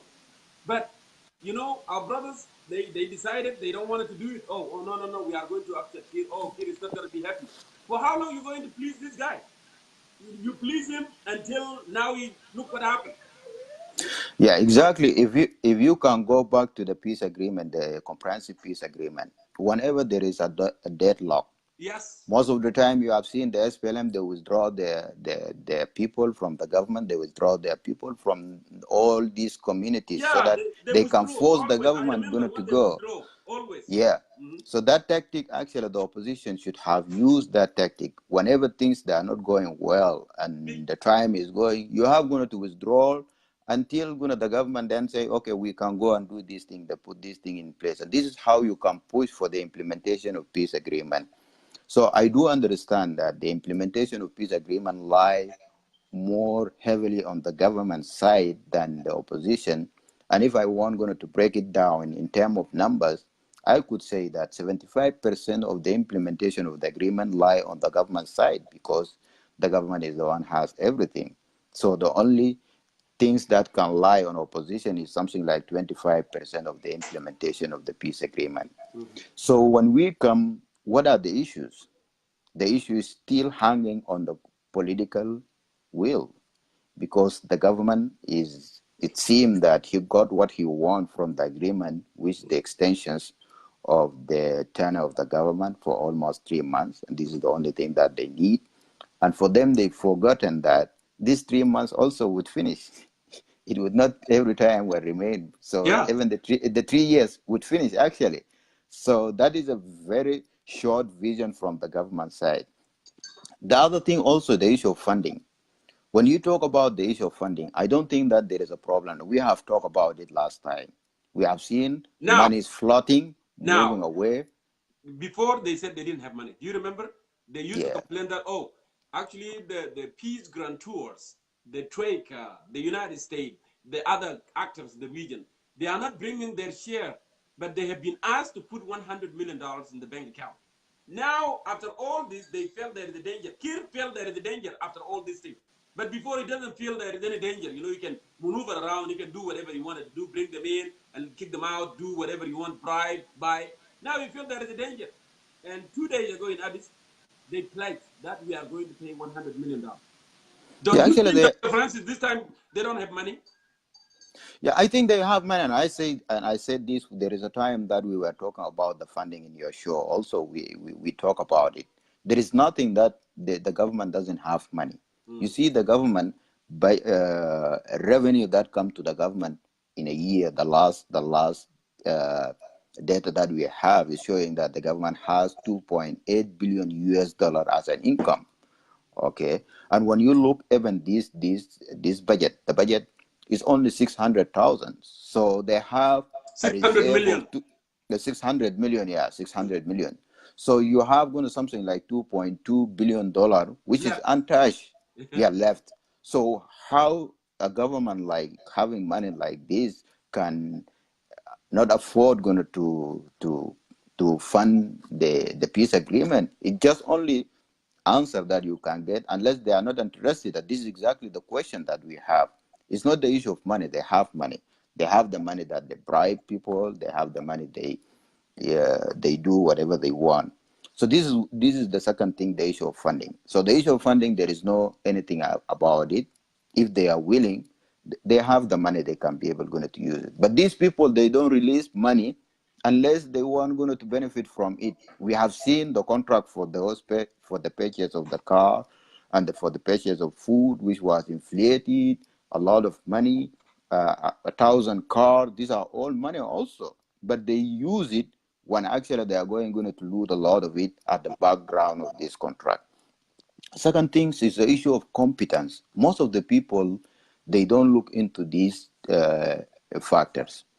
We have seen the SPLM, all of them, whether now in the opposition or all of them who were in the government since 2005, there is no anything that they have done to the South Sudan. So if you see the construction, there is no any construction that has happened. All the projects, they fail completely. You see? So this is an indication these people, they have a problem with competence. Look at the ministries and the houses that they are staying on it. Abilialier built them in 2 years. Construction from foundation up to the end, finishing. But for them to do the renovation in 2005, it took 5 years for them to do the renovation of existing building. So these are the people who they are not competent. They don't have a time conscious. So that means when you suppose going to finish all these in 8 months was calculated, they fail going to finish it within 8 months because they don't manage time and they are not competent going to do the job. Because actually when you are given like a constitutions, what does it need for you? There is no money that is needed. And if we are saying everything that which need money could be postponed because there were no money, what about the thing that doesn't need money? Look at the issue of the number of the state. The number of state, the roadmap was very clear that you have the representative. If they fail to agree, the IGAD will take the decision. But up to now, 8 months, they have not taken any decision. Well, so actually, Dr. Francis, I'm sorry to disrupt you. This issue of of the state and all this, who put our people on all this problem? It's the government. They are the one. That's why I said from the beginning, the engineer thing, so people can fight among themselves. This was a decree from the president, Salva Kiir. He's the one that, when people hear, he encouraged actually the politics of divide and rule, because one group will come and say, oh, well, there is more county in our area. This group will come, oh, there is Fayam. Oh, this group will come, there is the state. He's the one who encouraged that. He become like supreme leader, become like a master, like what happened in Iran. There is a supreme leader. Every group will come to meet that supreme leader. And he's the one who encouraged that idea. Now, the issue of state, it doesn't even need to take 1 hour. He can go and make a presidential decree. I decree it back to 10 states. Full stop. If we have that will, we want to put South Sudan back in the right path, in a peaceful way, so we can start our new beginning. But he didn't want to do it. He messed it up, and he wanted to mess it up more. And he continued messing it up. He doesn't want Guna to do it because actually he needs Guna the people to remain divided. Who is gonna stop? Who is gonna stop him from doing it? Who is gonna be and saying that no, you cannot decree this back to Chinese state? Who? Nobody's going to do it. He's the one. You see the basis, the basis of the decree that the president used to divide the country into states. It was unconstitutional, and if anything that is unconstitutional, is very easy, because what was built on baseless foundation or raw, that actually should not be implemented. So the only thing that the president should have done, or the people, even they can challenge this one in the court if they were actually an independent judiciary in South Sudan, you could win the court very easy. But the problem right now, the government is using this is for their interest, because as long as the people of South Sudan, they are fighting among themselves, actually that will be a good for the government. They will not unite, and then they push the government out of the power. So Kiir will not take a decision returning back to the South Sudan, because this one will unite the people of South Sudan and will be a threat to his government. So the other thing also is what happened to the retreat, because the people, when they went to Vatican and then spiritual treatment, we thought these guys, they repent and they become a good people. You know what? Well, I hate to say this. These guys, President Kiir particularly, you know, I would say this. لأنه شنو أخيرا في اتفاقية الأخير ده I don't blame Riek Machar. It's not because I support IO. I don't blame him. A lot of people to call هم كان يتفقوا على A and B and C and D. We have to implement this in order to get to the next step. But President refused to do. To be honest with you, I have to say this. You know, the retreatment. This guy, he's wasting time going to church with that big chair. Seriously, he's wasting time. I'm not saying that he cannot repent, but he's wasting time. Now the president here actually ما في إحساس بسيط كده بصدره إنه أنا I have that feeling in the people of South Sudan. لازم يسمع how they have to have a little bit of peace. ما عنده نهاية. على إنه المهم ده كرسي ده هو قاعد فيه ده. This is the most important thing. لأنه لو كان عنده بس زول رانتن مونجان ساكت لو كان عنده ونحن عارفين شيخ كبير عندنا اوكي دائما بيكون عنده wisdom. He want to leave good reputation للchildren. ياله ويا اخوه ويا اخته ويا فلان. داير give good example عشان هو لما يموت بعدين ياله يقدر يعيشوا بالسلام ويام ويقدر يتعاملوا مع بعض. ده شيخ كبير بيعمل. هو هسه 68 years old ما في 70. هو شيخ. الشيخ ده ما يعني زول بتاع كنيسه ولا زول بتاع جامعه يا جماعه، ده زول كبير. شفت؟ هو شيخ، والشيخ عندنا شيخ العادي ده الحاج الشيخ بيعمل زول كبير انه انا يا جماعه كده نازل كيف انا داير ادين كده. شوف ماشي العادي بعد كان they kiss their feet اجا من هناك instead هو هناك زاد بعد كان يقول يا اخي يا رياض مشا انا والله اي نو انا عندي مشكله معك كبير، مشكله مين 91 ومشكله مين وين انا سولو نجدوني معك في حل واحد ما بننجد I don't like you and I don't like you and I don't like you, but you know what, for the sake of our people انا اللي في قلبي ده بعد ما you know فوق اتكلم معي الباب اتكلم معي وصلينا سوا وكيس my feet my brother get on the plane نمشي. You know what, people of South Sudan would have been inside of the president here. لأن ده بوري real forgiveness real احترام بينه وشنو. He want to have a space, he want to have a new beginning. But you go back to Juba and then wait. Don't worry about security arrangement. Don't worry about protocol. Don't worry about containment. Don't worry about deployment of the forces. Don't worry about state emergency. Don't worry about state boundaries. Don't worry about all this.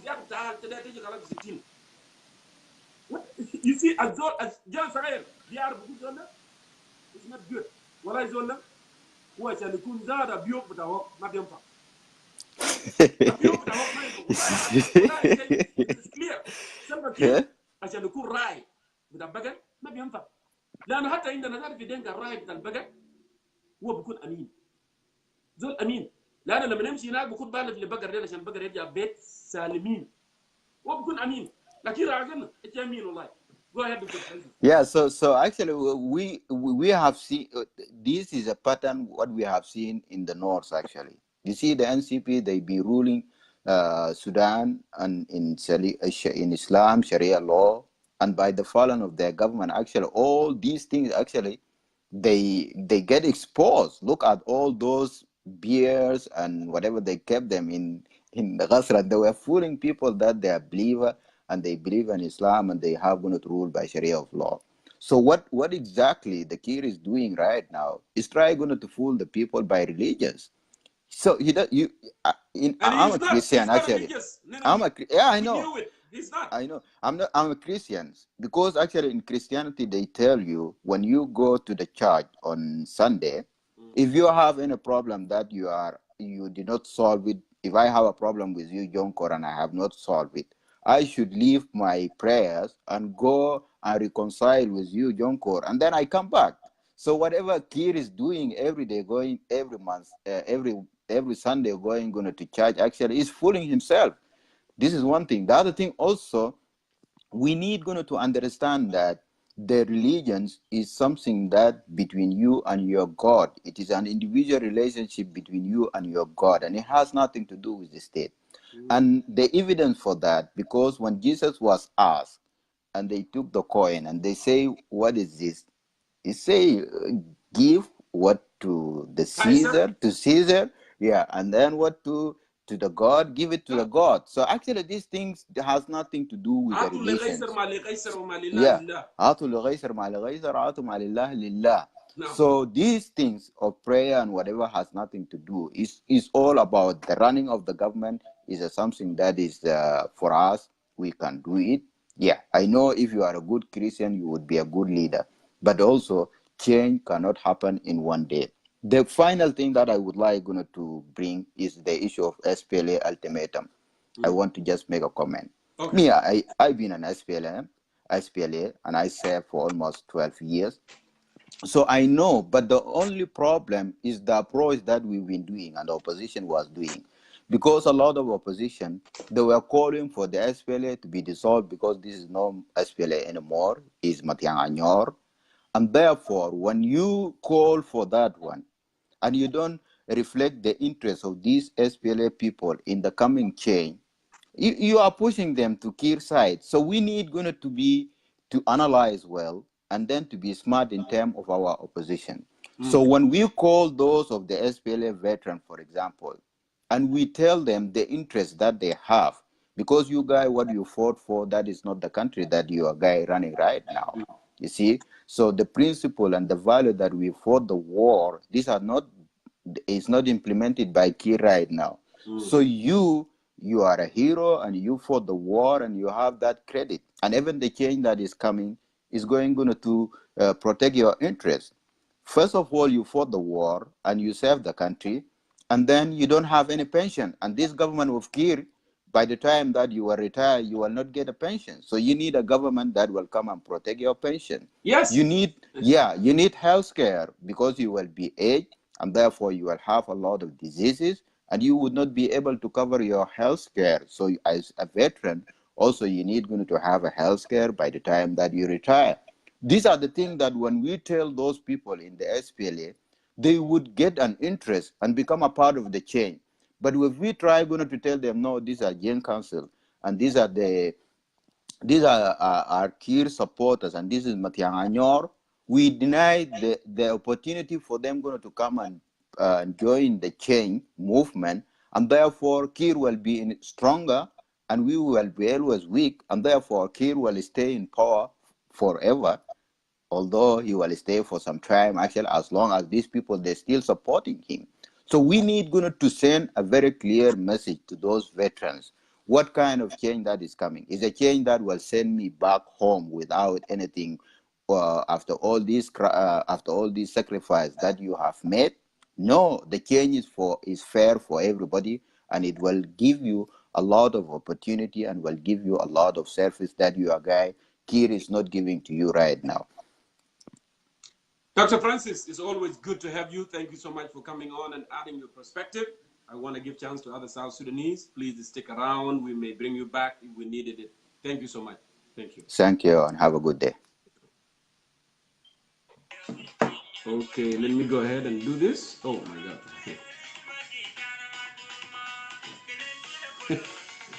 I tried to play this, my favorite song, but it was not connected to the thing. Okay.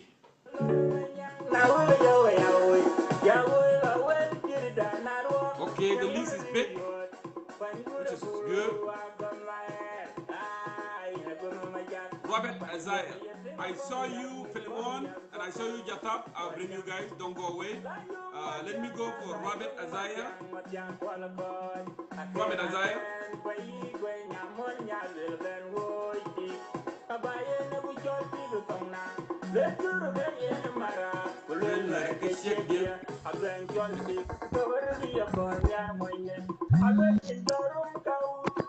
Hello, Robert Isaiah. Yeah, Mr. Jongkor. Are you settled? Yes. First time in a while. Bring the I've been camera. requesting it. Okay, that's good. Yeah, many times. Get it closer. How you doing? So we can have that interaction together. Welcome to Concerned Citizen of South Sudan, and it's good to have you, brother. You know, we can get your perspective as well. Go ahead. Thanks a lot. First, I would like to thank your viewers, and it's been a while. I've been following your shows for a long time. I started the Saturdays, and you were doing the Fridays. And for some reason, I got busy with life. But thanks a lot, and it's making a lot of sense. What you always been advocating for. Yes. So let's get into the business. Go ahead. Yeah. So what we saw lately, and the previous speakers have spoke about, it's just the wasting of time in South Sudan. You cannot have people living on hotels and a government paying $3 million for lobbies while your people are sitting in neighboring countries. Mm. With the $3 million, you can bring the people in Uganda and in Kenya and in Sudan and let them settle in so that they can enjoy the peaceful outcome of the revitalized Arcus. And these are the problems when we say Arcus are fallen like Bashir and Nazma Bisadigul Kalamda, you know. But we don't need our people to disintegrate, but we need the country to be at peace. And opposition too, they have a job to do. Muslim go to hotelat for 9 months. What is your job? You know, when they left Juba, were they living in hotels? They were not living in hotels. Even the advanced team have been formed from the diaspora. Half of them, manas kano garima ayo assassin, you know. But it's because of the bloating government, the 500 seats. That's why everyone wanted to go there. Why is not somebody who just say, let's do the peace regardless to any positions? I'm going there to make a peace. And number two, like why is the Dr. Riek is afraid of the security? He's been there. How many times he survived? So this is just nonsense. He should just say, okay, I will go. His wife is there, so he's not fearing for his wife.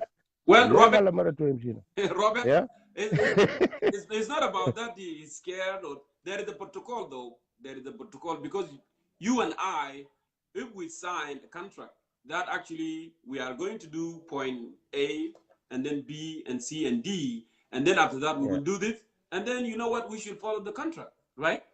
And that's exactly that's exactly what Riek Machar is saying, because actually there is pre-transitional period, which is 8 months. There will be security arrangement. There will be a containment for the forces, which is these forces need to be in Sakanat, Askaria contained.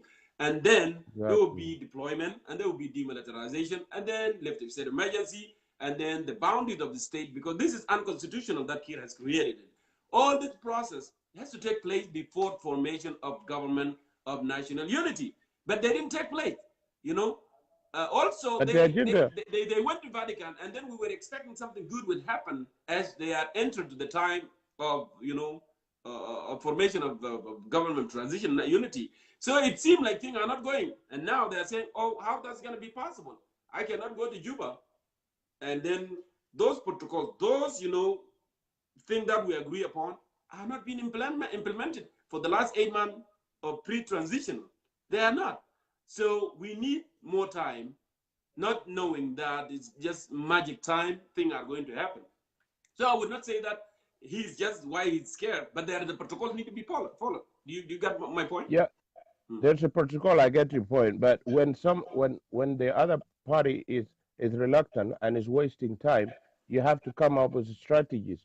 His advanced team was been there. They should have pushed. The international community will listen. Yes. But you cannot sit for 9 months living in hotels while your citizens are living abroad in a displacement camps, in a refugee camps. So they actually, both sides did nothing. I agree with you in that, because actually what I was expecting from IO, the first two things, the security arrangement, they're supposed to push that, and then the constitution, the pre-transition constitution. These are the main two things, because the constitutional is going to guide the new government, because government cannot work without constitution, because based on this article so and so we are going to do this. But they did not, because I was frustrated myself, because I used to contact them, leader of IO. Yeah, Jamal, what's going on? Are you engaged? Why are you not telling us? Because they used to say, oh, well, we don't want to talk about this because we're going to frustrate Kir. Kir is going to get mad. Why do you have to appease him to that extent? And then he's a partner of peace agreement. So I agree with that, with you in that point, actually. Go ahead. And it's 50-50. So when the government is not doing its part, you have to kick their butt and then bring everyone abroad and tell them, hey, these guys are not doing anything. The first 2 months, They should have figured that out. Another thing is that if the security arrangement is not going, go down, take your boot, because your political will, you're visionary, and if you have the truth, you have to give it all you can. You don't have to wait until somebody will come and say, oh, the time has finished. Now the 6 months are shorter than the 8 months that have left. So if we're not watching, we already have the month is already done. So we're left with 5 months actually. So we're gonna go into second month of May, while the troops are all over the place and they're not in cantonment site. So the security arrangement is gonna be blocked on these sites, and the government is paying a levies for $3 million to install everything. So the money is going back to the Americans, the same Americans who are saying we're not going to support you because they know what you've been doing is a murawaga, is siyasa ta murawaga. If the CPA was going like that, we wouldn't have we're not going to have a CPA, because when you rawag, NCP can be rajin Khartoum register turabi, and then they'll finish and then they talk to Garang. So they have to have the same 50-50 responsibility. If the government is not doing, the IO should push and go and tell them that, you guys have to do this and that and that, instead of letting the people suffer. That's why we need people who have a political will. That's the missing thing in South Sudan. They can go as far as the Vatican, but if there's no political will, nobody will get things done. It's a hard time for politics for them to see what happened in Sudan. That's what's gonna happen in Juba, because الشعب هيتنفر. عندك 70% من الشباب وما عندهم شغل، ما عندهم اي وظائف، ما عندهم اي اشغال، تقول تجيب التشاينيز وبناسهم عشان يجي يعملوا شوارع. كيف يعني؟ ساوث السودان ما فيه ناس؟ الشباب دول شغلهم شنو for 3 years. You're paying the Chinese government left and right to bring foreigners. Okay, bring the equipment, bring the engineers. Okay, but then you bring the people to come and do the job, and next thing you're gonna bring people to feed them, and you're gonna bring the houses for them. So you're actually opening for invasion. You're not opening for development. And from 10,000 barrels a day to 20, from 20,000 to 30,000. That's mathematically that's around $3 million a month with a price of $60 or less. You pay this amount of money that can bring your refugees back in 1 month, and then they can help nurture the peace. People can feel safe, and then they will know that there's peace in the country, and then they will have a say in what's going on. Another thing, South Sudan doesn't have 12 million. If you were talking about the war situation, yeah, we can have 12 million with the voting without the diaspora. But as we speak, the people in South Sudan are less than 6 million. And if we have to pay each one of them every month, just sitting down with the $100 million of oil every month, last year was $4.1 billion for the whole year. So every month is $100 million plus. So if you can pay the South Sudanese who are left there without the diaspora, and those in countries like Uganda and Sudan and Kenya, you can have them getting paid while they're sitting down. And that's the pension that is making the generals steal money, because they know that's the end. So they have to steal now before everything ends. You're right. You're right. Because actually the mistake is here. Rwanda is smaller than South Sudan. I don't know, 5 times, whatever. Rwanda doesn't have resources like we do. But Rwanda, Paul Kagame, despite that, is a dictator, but he was able to create system of pension, retirement. Because this is what's going to happen. It's the human nature, Al-insan wa greedy, Al-insan der masabita. We know that. Those fellows, they fought for our independence. Yes, they fought for 22 years. You just can come and give him a position, he can work, and then when it's done, go home, and there is no pension. Maybe have some country. This is the country. Actually, we should have a system. I know the guy, he will not do anything. He doesn't know what he's doing. He couldn't be system. Generals of PJ Dale, how not how Dale can be in retirement. Later they know in 2000.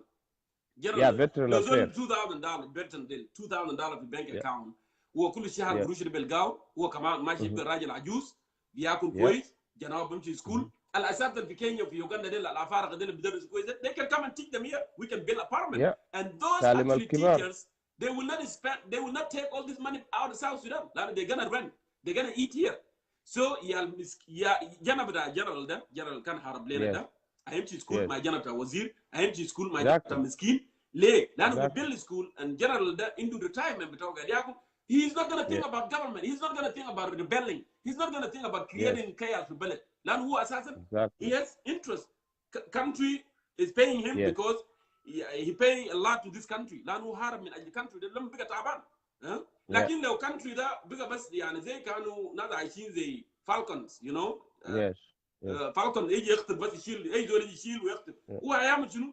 هيقول لا انا حاربته وانا تعبت well I need my share too انا بسرق وانا اقعد بس ونقول اوه زول يقعد عشان نقدر نجيب بسيط ونقدر نعيش that's what it is so we need someone who is patriot someone who love the country not love just only love the people of South Sudan عشان يكون في system اللي بيديك حقك ويدينا حقي system اللي بيحترمك ويحترمي وما يفضل يكون في super citizen وما يقول ده فلان وده ايكواتوريا ولا ده من بحر غزال وده فلانيان or whatever you know that's what needed that's why we have been crying for those who are supporting blindly يا جماعة wake up no is this guy is helping your relative انت عسكري جاي الشعب ده قاعد تحمي الناس زي واقف بالجنب بتاعك ده جنب بتاعك نمشي سكول مره بتاعك لما يلدي بيتعالج كويس ولا مره بنتي بتموت في المستشفى وما في دم وما في دم وما في اكل بسوء تغذيه just think you are human think general انتوا اللي حاربتوا ده لو في سيستم كويس ما كانوا انتوا بيكونوا مرتاحين كان عندكم pension and then what you waiting for you fought for good cause justice liberty prosperity يكون في تنميه now these things are not happening وفي زول قاعد ياكل حاجات ده وفي زول قاعد يعمل فوضى وبيقتل الناس يعني is notorious you know وانت ساكت انتوا ساكتين ناس قرنمبيل ناس منو هم ساكتين ساكت and those are people actually they love you know the cost of that war هم ساكتين so I don't know I'll give you a last word my brother and then I will move on give other South Sudanese you know an opportunity so they can express as well.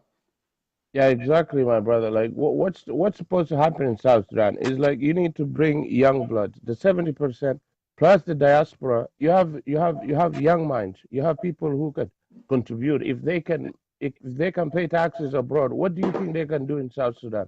And it's their money who is supporting the government. Actually, the money in South Sudan is from the diaspora.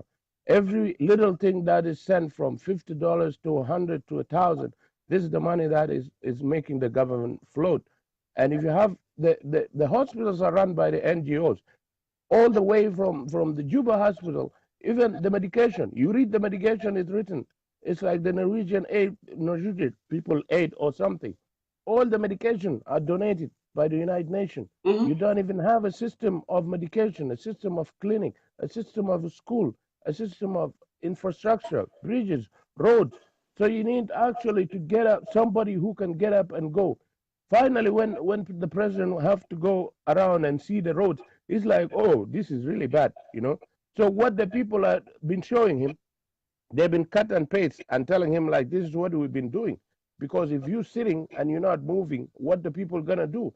They can bring you the outdated pictures. And if you're somebody who were born in the time of Facebook, then you will know this is a photo shoot, you know. You will tell them like, no way, you cannot bring, this is not Rumbek, you know, because you cannot lie to me, or this is not wow, you know, because you adapted to the technology. But these people are predated and they're lazy, they're not doing anything. The time has gone. They cannot be, the revolution is not benefited by the people who do it.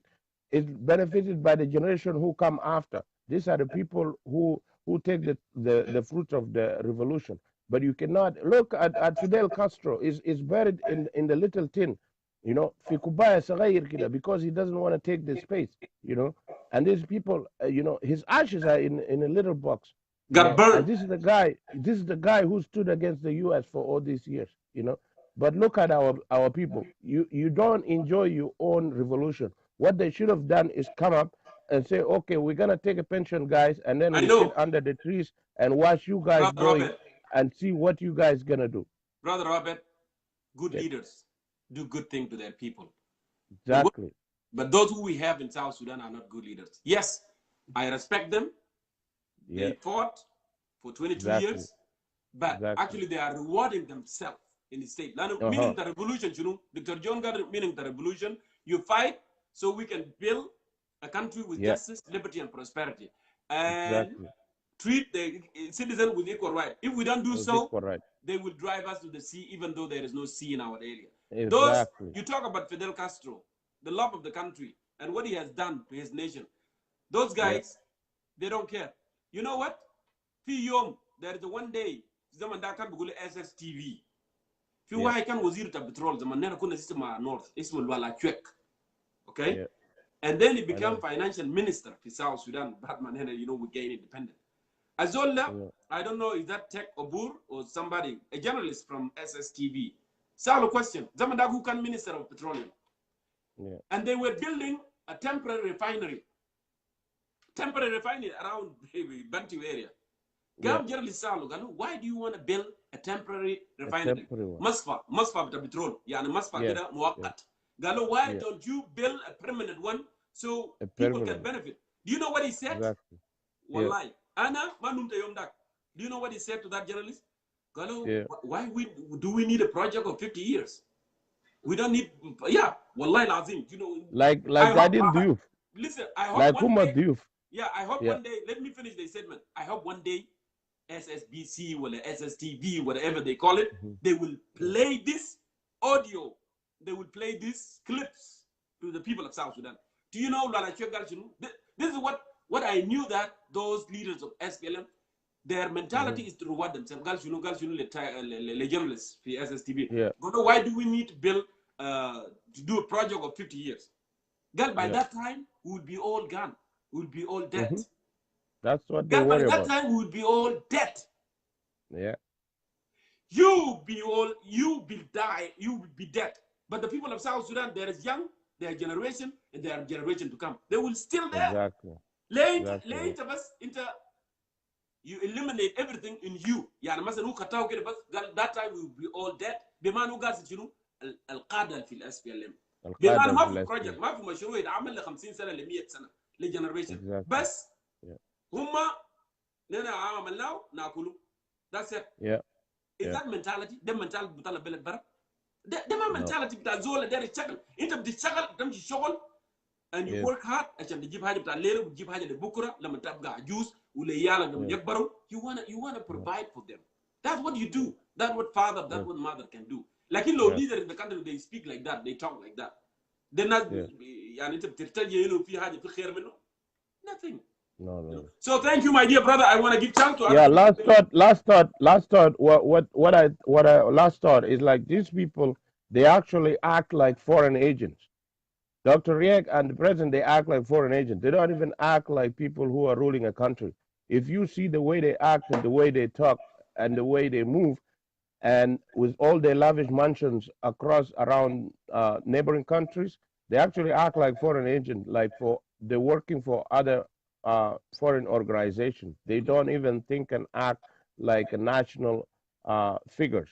And thank you so much on behalf of the Step for Peace and Democracy Party and our chairman, Suzanne Jumbo. We give thanks to our people. And the only thing is for the youth to unite, because this all dinosaur will not go until we just shovel them out. And thank you so much. Thank you. I really appreciate it for coming on and adding your perspective today. Thanks a lot. You know, Anamak, Sister Nijani, that's right. You know, even if he is not thinking about other children of South Sudan, what about his own children and his own grandchildren? Mahuwa inu atfal. So atfal beto da age when I age in Norway, ufi England, ukida. It doesn't matter how much money you have. Mumkin ikun dak malayin dollar tamchi Norway, tiji America ta akulu view. Do you know what? You will not feel like you are home. As an American in America, Saigin Araban, my Shagalin, Ujain, you don't feel like you are home. And I say this. When I go to Kalamba Gabal Kida, fish Shagalaniat for America, I'm supposed to be working, but I don't want to. I'm not any Shagal view. That's why it's not just because we cannot work in the government or Hajjal for American. We can work. But you know what? South Sudan need more talent, need more from us. That's why I'm going to go. بلدنا أولى بده أولى بده. Yes, خاطر care American, you know, they help us. نكون refugee, they brought us here. ساعدونا education wise, you know, ثبتوك وساعدوك. But you know what? We love that country. I know President Kidd doesn't love that country. He loved the money of that country. So let me go ahead and bring others here, and then we can move on.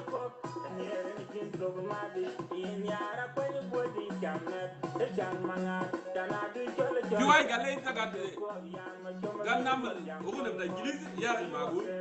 We have to enjoy our music too. Nuer, Chulu, Kanywa, whatever, you know. That, you know, I cannot just play English song. What are you talking about, my sister, you know? No. South Sudanese music, nothing like it. So awesome.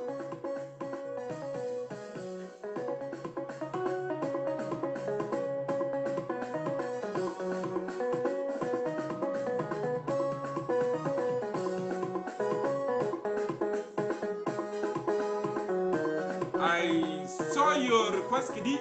Let me go ahead and bring Philemon, and then I'll bring you as well. Kidi, don't go away. Don't go away. Philemon, get ready, please.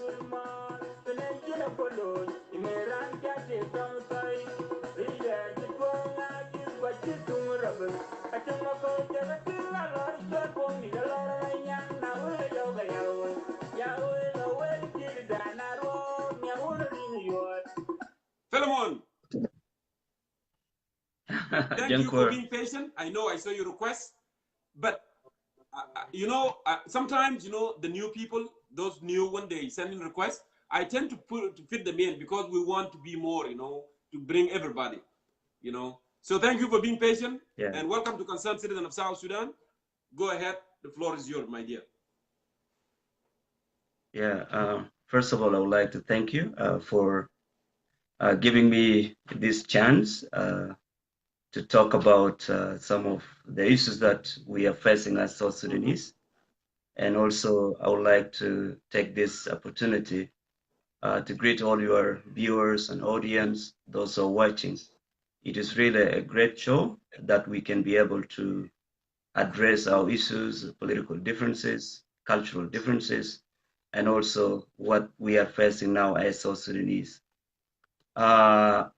In the first place, I would like to send my condolences to my comrades, my leaders, those who are brutally murdered in a cold blood in Juba. And it is really, you know, heartbreaking for us in the movement, as well for the people of South Sudan and intellectual, because it seems like we are not safe under key leadership. Whether you're speaking the truth, anytime we can follow the way they went.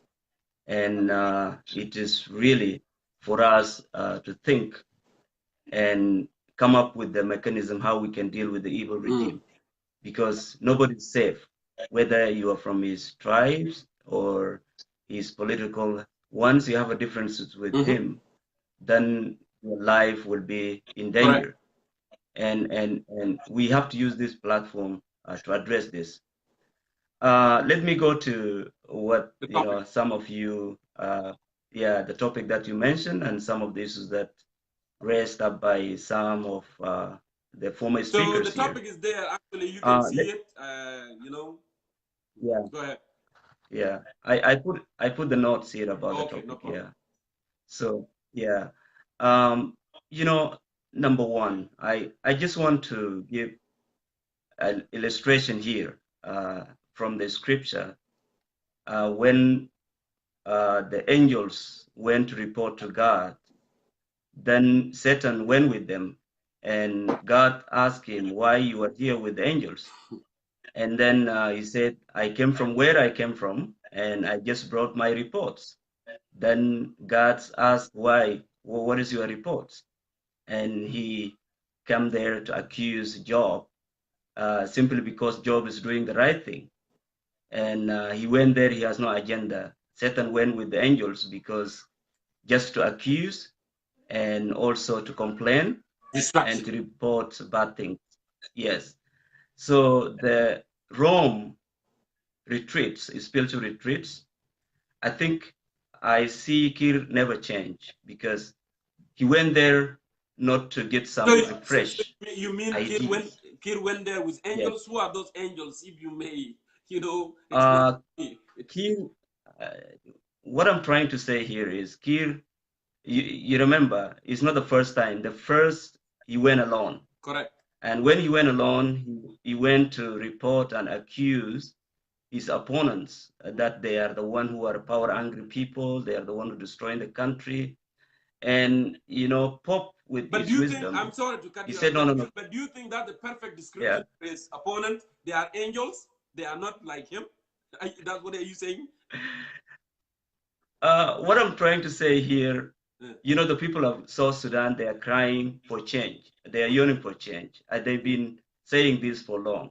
But Kir doesn't want to see how South Sudanese are suffering. And he went to Pope just to report that people are going after me. And he went there as a complainer, not a solution, to bring solution. He went there to accuse. And that is the problem we see. And when he second time went with his opponents, still he doesn't have any good heart. He went to say that this is the man who's disturbing me. I don't want to work with him. And that is why when he came back, he doesn't want to implement the peace agreement. At the end of the day, he began to dodge the agreement to make sure that he stay on power, and whoever want to come, and he invited Dr. Riek to come without any proper implementation of security arrangement. And that is the problems. Let me move to what I'm trying to say here. A nation, leaders comes and leaders go. Correct. But the nation will remain forever. Once you lead the country, and the history will never forgive you. Kir destroyed, our social fabric. Kir doesn't understand why he became a leader of South Sudan. And he began to divide us. Because when you look at in South Sudan now, Kir is not free. He has been captured. His leadership has been captured by, what I call a mafia system. That always his life become in threat. Whatever you want to do a good thing, he's thinking about his life. And that is why you see, he's not a happy man. He's not a happy leader because the state has been captured. His leadership has been controlled. And it is very hard for Kir to do the right thing because he has no any options. Why? We are free. No. Kir is not free. Philemon, why Kir has no option? Because don't you see Kir is the one that put himself in that position? Because when you start doing wrong things will get wrong. And why do you want to be captive to someone else? And you know what was the cost. You are good enough, and you know what's wrong and what's right. And why you want to put yourself in captivities? Why? I think let me say this. You read it about the mafia system. When the mafia system controls the state, it is very hard for politicians to practice the clean politics in the country. Mafia system always, they're looking on their own interests. They will give you options, death, or you can work based on our own interests. And that is what we see in South Sudan. In South Sudan, there are elites within the government of South Sudan. They are very dangerous people. They are not only dangerous to the people of South Sudan, they are dangerous to Kir leadership. And when we become an independent nation, they give Kir all the options Kir wants. Whether Kir has to abide by their own agenda, or he will be killed, or he will be threatened to be ousted out. And that is what I describe as the state of Kir leadership has been captured by mafia, terrorists, those who don't have any interest to build South Sudan, but their interest only to build their own greedy, future. And that is the problem that I see in Kir now. So it is very hard for Kir to act now, whether we want to implement the peace agreement or not. What they are doing in J1 is different than what we are talking now. Kir always give options. When you see Kir meet with, he's not happy. You can see in his physical. He's not happy. He's thinking why he come to this stage. Because he allowed this group of mafia to control him. But there, okay. So but now, why now, since you said that it doesn't have an option, but in my opinion, actually, I disagree with people. When people say that Kiri is captain of those around him, of those mafia, no. Jongkor, I cannot be captive to anyone. I was born free man. I can do what is right. Whether people like it or not, let them go to hell. Right is right, wrong is wrong. We call evil is evil, right? And we call right is right. So since that's the situation, if he's threatened, if he feel like he's not safe, how about quitting and go home with peace? If you know that you cannot, you're stuck, you cannot go anywhere, there's a lot of problems, how about quitting and let people of South Sudan deal with those mafia? We will deal with those mafia, right? Go ahead. Yeah, I think you're right. You're right. But you know what I'm trying to say here is, you are living in the United States. The United States have so many gang system. Okay, and that's why I don't and want to also live the in countries gang that we neighborhood live in. too. You know, I know I can Okay. live in expensive Yeah. place, So but I know that it's clean from gang. At least. yes, Okay, go ahead. yes, and And I yeah, don't and associate that's what myself, we and discuss. I don't want to associate myself or either my children with the gangs, because if I start associating myself with them, and then they're gonna go after me if I want to leave them. You see? Yes, yes, and that's what I describe as a dangerous group of people. When they capture the state, it is very hard for you to leave them. Either if you want to quit, then they will give you all the options, death, or you can work with them. So that is what we are seeing in Kir leadership. Kir leadership was given all the options because those who are working with Kir, they are not for, like I described, they are not for the interests of South Sudan. What they are doing is they are saying that, okay, Kir, we are the one who protecting you here. Once you decided to quit and abandon us, then we will kill you, okay?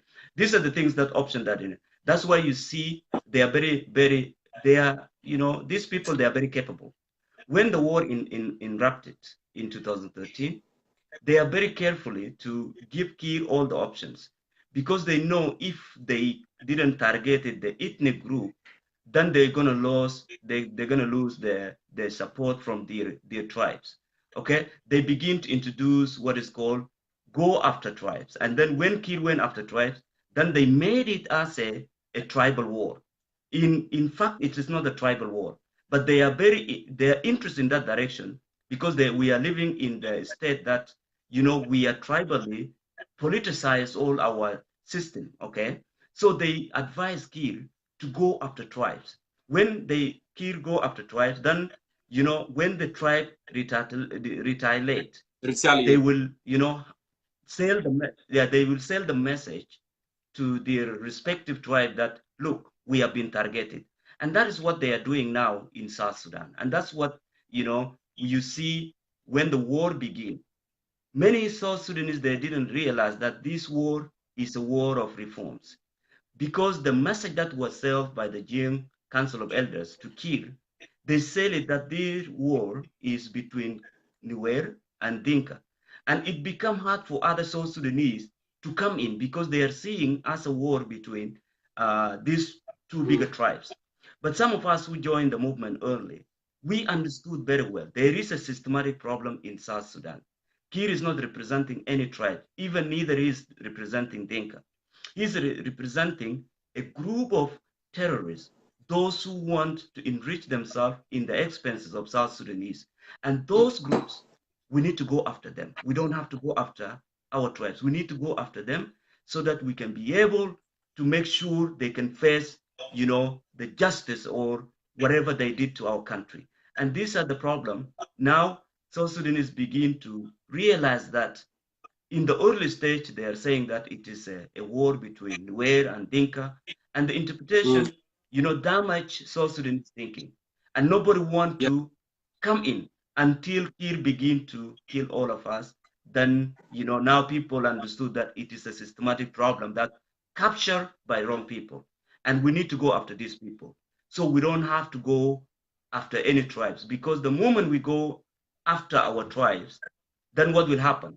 They will be the winners, because it is easy for them to sell the message to the bigger audience that it is us being targeted. So somebody who doesn't know any information, easily he can stand with them, okay? And at the end of the day, they will, you know, when they finish the enemies, they will come back and kill those who are supporting them. And that is what we are seeing now. We need to change that mindset. Personally, as a IO, yes, there is other things that, you know, the opposition fell short. We need to sail a bigger picture instead of, you know, repeating the same mistakes that, you know, Kiir is doing. Because the moment we sail the ideas of political crisis, you know, based on our tribal, you know, interests, immediately there will be a problem, and all South Sudanese will run away from us. All the time, and it because will be, as Sakati said, actually change is fighting for the future. It's creating what you're going to do in the future, not crying about what happened in the past. What happened in the past is a part of your history, will never be forgotten. But in order to change, you got to look forward. You don't need to go forward, you know. That's what I see is supposed to happen. Go ahead. There is a saying that you cannot bring the past, but you can learn from the past and then make it right on the future.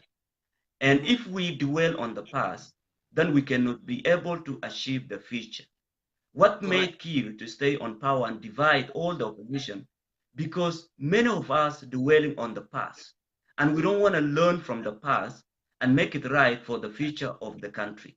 And that is what we are doing now. You know, in the IO leadership, we are trying our best to make sure that, you know, we don't have to dwell on the past. We have to start learning from the past and make it right, and then future, so that things like this, you know, would not happen again. Somebody will come to the power and use the power resources to dismantle or kill, you know, citizen that is supposed to protect them. It is not going to happen anymore. We want to make it sure.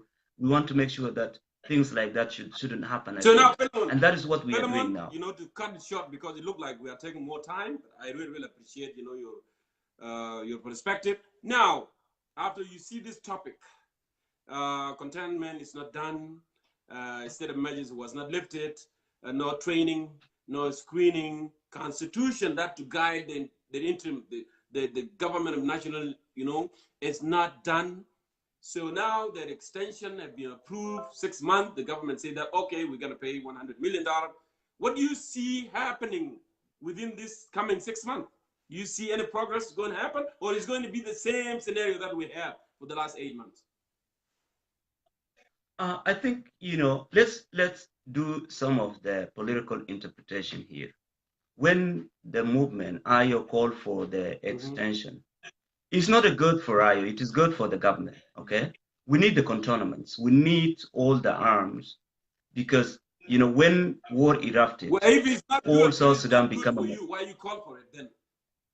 Okay, yeah, we are calling, it is good for the country and it is good for the people of South Sudan. You know, when the war erupted in 2013, what happened is the country became malicious. There is no any national army. If we have national army, they wouldn't be listened to the commander-in-chief and carry on the activities of killing the innocent people. And when the peace agreement was signed, we are thinking about the security arrangement, because it is the golden opportunity for South Sudanese to bring law in order by containing all the, you know, malicious that operating, you know, under Kiir, and training them and then deploying. So there has to be a screening, and a screening must happen. For the security return, we have to make a screening. And it seems like the government is not ready for that. The government is not ready because they know when we screen and train and deploy the human right, those who are respecting human right, I mean military that respecting human right, what do you expect it? We will go after those who committed the crimes for, you know, all these years. And the system will be, there will be a separation of powers, judiciary, and then parliament, and then executive. So when the system, security come in place and system become, you know, independent, then it is our right, or right of South Sudanese, to pursue the way of justice. And that is what made Kiir afraid on that direction, because containment is good for him. When we contain the military, when we train them, screen them. Those who are not fit, they have to be, sent back home with maybe some allowance and go back. But we have to put those who are fit in to be the national military or national army of South Sudan, not a militias, not a security guards, not police that at the night turning to be the thief. So these are the things that we need to put it in a place. So if something happened on the picture, I think it is not the blame of IO, because the resources, like we talked last time, IO has no any money. We don't have any money. What IO is doing now to make sure the region understand that IO is not a problem. IO already compromised for the better of the country. In war, nobody can win. But in peace, all of us will be the winners. And that is the tactic IO is doing now to make sure the region understand that we need peace that comes with the security arrangement implementation. Without security, South Sudanese will not return their homes. They will not be secure on their farms. They will not go back and send their children to schools. So we need a security that granted the people of South Sudan to have a political, freedoms that will be granted by the constitution in order for them to return to their homes and make, their life normal. And this is what we are calling for. But we cannot predict the future. We know Kir always is not a trusted man. Anytime he can change. And if anything change, then it is up to people of South Sudan to know who is right and who is wrong. And that is what we are now telling the people of South Sudan, to unite. If the politician fail, what is the role of the people? So these are the questions I think everybody should, relate to this. Philemon, thank you so much. It's always good to have you on the program with really credible analogy. Thank you so much. Let me give the chance to other South Sudanese who are waiting here. It was good having you, dear. So please stick around and watch the program. Thank you so much. So let me move on here and call those to come and add their perspective as well. So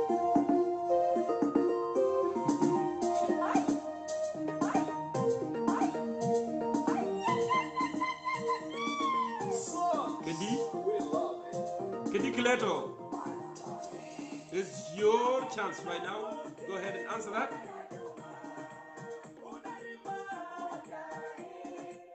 Hello, Kidi, welcome to Concerned Citizen of South Sudan. Hi, Jongkor, how are you? I am doing wonderful. Okay, just a second. I have to close my curtain. I see there's a sunlight coming in and it's too bright. Yeah, you can close the blinds. Go ahead and do that. Well, it is morning. I don't know if you are in Australia or you are in Canada. It looks like. Pardon? Are you in Canada or Australia? Well, but I'm in Eastern Coast. No. I said, are you in Canada or Australia? How come? I'm in Canada. I talked to you yesterday or 2 days ago. I know, because the sun it looked like it's supposed to be a little bit night, but I see. Yeah, but because you're in Western Coast of the. And I'm in the Eastern Coast. Yeah, I see. It's almost getting dark to me here. Yeah, thank you so much and welcome to the program. And yeah, we are eager to hear from you as well. Okay, thank you so much for hosting me. It's the first time for me in your show. Absolutely. And I hope my contribution will be useful to your audience. Hi, everybody, 156 audience who are listening and watching. And please go ahead and share. I want everybody to share so our program can reach to everybody so they can benefit from this. Yeah, go ahead. Yeah. So I've been listening to your former speakers from the beginning, and I've heard we are concentrating our talk on two things: the role of the government in implementing the peace agreement. That's one. We are concentrating on the role of the opposition, what the opposition should have done, and they didn't do. What is the role of the government, what the government should do to implement the peace agreement. And we know, when we are talking about that, we know very well that we are dealing with a government that has got no political will, and everybody who came said that there's no political will to implement the peace agreement. Yes. We are dealing with a government, if the whole government at least, if the president at least is spiritually alive at least, things would have changed. But we are dealing with a president who is spiritually dead, because he went to the Vatican. The Pope kissed his feet, and everybody was like, oh my goodness, like this guy, he's a very devout Catholic, and he's going to come and everything is going to change. And actually created a massive news all over the world, Latin America, Telemundo, even the white supremacy in the United States. They were pissed. How come Pope kissed those African leader feet? So they did not understand the concept in Christianity that actually Pope wanted to show them the humbleness, you know, and humility. You're killing your people, please. I'm begging you. I'm kissing your feet. Don't kill your people. Do the right thing, you know. Yeah. So go ahead. It's not only the white supremacists who did not understand the Pope's message or Pope's action. Even Kir himself did not understand Pope's message, because Kir believes that Pope has blessed him and asked him to continue to do what he does. He's been doing. This is how he understood it, I believe. Because if not, Kir would have changed. And we heard from many of his supporters when Paulino Matip passed away in Khartoum. Many of his supporters are saying, yeah, the work in Rome is like bearing fruits, because their mentality is different. They believe that like Pope is blessing them with whatever they're doing, which is not right. We should have known that Kir was not going to do anything, was not going to implement he was not going to change after the visit to Rome, because right after Rome, where did Kir go? Kir went to the Emirates to meet the Mohammed bin Zayed. Yes. And people are making a lot of noise because of the 8 million for maids to the Gulf states and all that. But like, can a president of a country really travel for such a contract? Because if he was going to do that, if he wanted to help women, he would have taken the Minister of Gender with him. If it's about jobs, he would have taken the Minister of Labor with him, but he went him and his Minister of Finance. So it's not about that.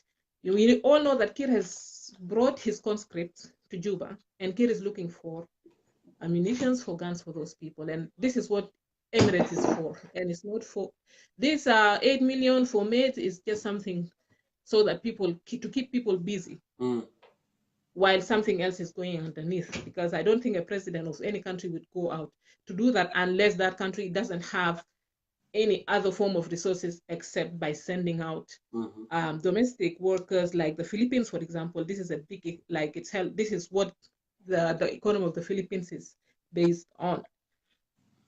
So we are dealing with a government that is not paying its civil servants any money for several months. We are dealing with a government that even is, although they're not paying the money, they still want to deduct the money to implement the peace because they do not have the money. Correct. At the same time, that same government is paying a foreign firm 3.7 million to bridge the gap between them and the United States. So we know very well what type of government we are dealing with. We can blame them 100 times, 24 hours, 7 days a week, and like as if like they know, like we know the government. We are dealing with an opposition. If we blame the opposition, we are dealing with an opposition that is at the mercy of other governments, foreign governments, and those governments, if it's the IGAD countries, all of them, they have interest in South Sudan. So under house arrest or not under house arrest, I don't know anymore, but he's been for almost 2 years in South Africa. He was taken to Djibouti, taken to Khartoum. It looks like he doesn't have a freedom of movement, like Gering had during the time of the war. We are dealing with an opposition that is fragmented. We have, how many oppositions do we have? Like after we signed the peace agreement in 2005, Riek Machar was holding the file for Darfur, and he was the one trying to speak to the Darfur factions, unite. If you don't unite, you're not going to have your peace. How now can't we benefit from his role at that time to unite the opposition also, so that at least the pressure would be more on the government instead of having a fragmented opposition? So I'm going to come to us as citizens. When we blame the government, what is our role as citizens? We don't have a role as citizens. We just have to fold our hands and say the government must do this. The government is supposed to do that. and their politicians. You know, politicians, once there's no pressure, they will not do anything. Correct. Yeah, once there's no pressure, they will not do anything. Nobody in Juba can work even if they want to work, because they will face it, and they will, like, their life will be on danger. Yeah, we have people in Juba who will tell us, something is going on here. Yeah. And then they want us in the diaspora to speak, because in Juba they cannot speak. And there are even people, we talk about Jain Council of Elders and their policies. There are even people within the Jain Council of Elders who send out information to the people in the diaspora, because them also they cannot speak. And a day will come that we will know, like, who did what. But for the moment, for their own security, let them stay there, let them be our eyes, let them be our ears, and let them keep on sending us the information that we're getting to help us. But it needs us to move. As citizens, we are patient. I don't know, we've been patient in 2010 when the Shulu kingdom was completely, like, wrecked by Kir. We were patient in 2011 when 2,000, mostly women and children, in Pibor were killed. We were patient when Isaiah Abraham, I like to call him India Alpha because that was his code name when we used to work together. Like, he was killed. The same year in Wow, people were killed while peacefully demonstrating. We were patient. 2012. Yeah, 2013 again. So we are patient for everything that the government is doing. What type of citizens are we? Do we still have patience for lies? Do we still have patience for deceit, rape, abuse, or looting our money, forced conscription? I want to talk about the forced conscription. Sometimes we talk about, like, there's a lot of confusion. Sometimes there are people who would say, yes, the Dinkas are doing that. And there are people who will think, if you criticize the government or criticize the Jain Council of Elders, some people will understand that, oh, you're criticizing Dinka, but that's not true. When I talk about forced conscription, there's somebody earlier, your guest, who talked about what's happening in Rumbek. Yeah? And nobody spoke about that before. When we talk about forced conscription, who's paying for that? I know when Malonga one was there, the people of Awil, they paid. Now they're the Mathianganyor, the most hated people in South Sudan. Yeah? Because they wrecked everybody. People of Gogrial, you think that the women, the mothers, whose kids are being taken by force from them to go and support President Kir, you think they are not suffering? They are suffering. Of course. And we have them in our hearts. And we know that, like, the burden falls upon the people of Gogrial because they are told the president comes from here and it is you to defend the president. And they're also being harassed, and they're also being killed, and there's a lot of fighting. So now, like, do you think any woman would want to give just their son, go fight, defend the president? We all know, and people have talked in the show, how is it done? If it is for a good cause, foreign invasion, something happening in a country that take care of you, of course you would be more than willing to die for your country.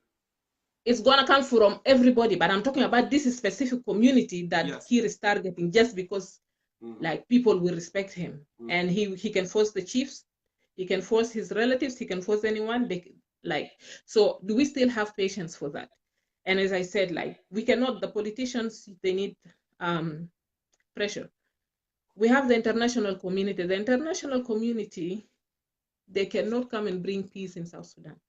I remember we had a meeting with the former ambassador of Canada to South Sudan.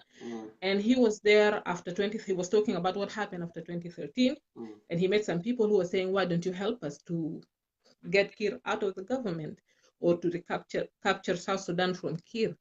And his question to those people was, so when we capture those places, which flag are you going to put? The South Sudanese flag or the Canadian flag? So this is a very good message. Why should I fight? It's not my country, yeah? I'm not going to put a Canadian flag there. Why do you want me to help you fight? It is you to do that.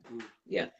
And we have to see, like, in Khartoum, when the, like, revolution happened in Khartoum, since December, International community was supporting Bashir. Everybody was supporting Bashir. There was no media. We were surprised that Jama, where's Al Jazeera, where's all this? But they were not. They were supporting Bashir.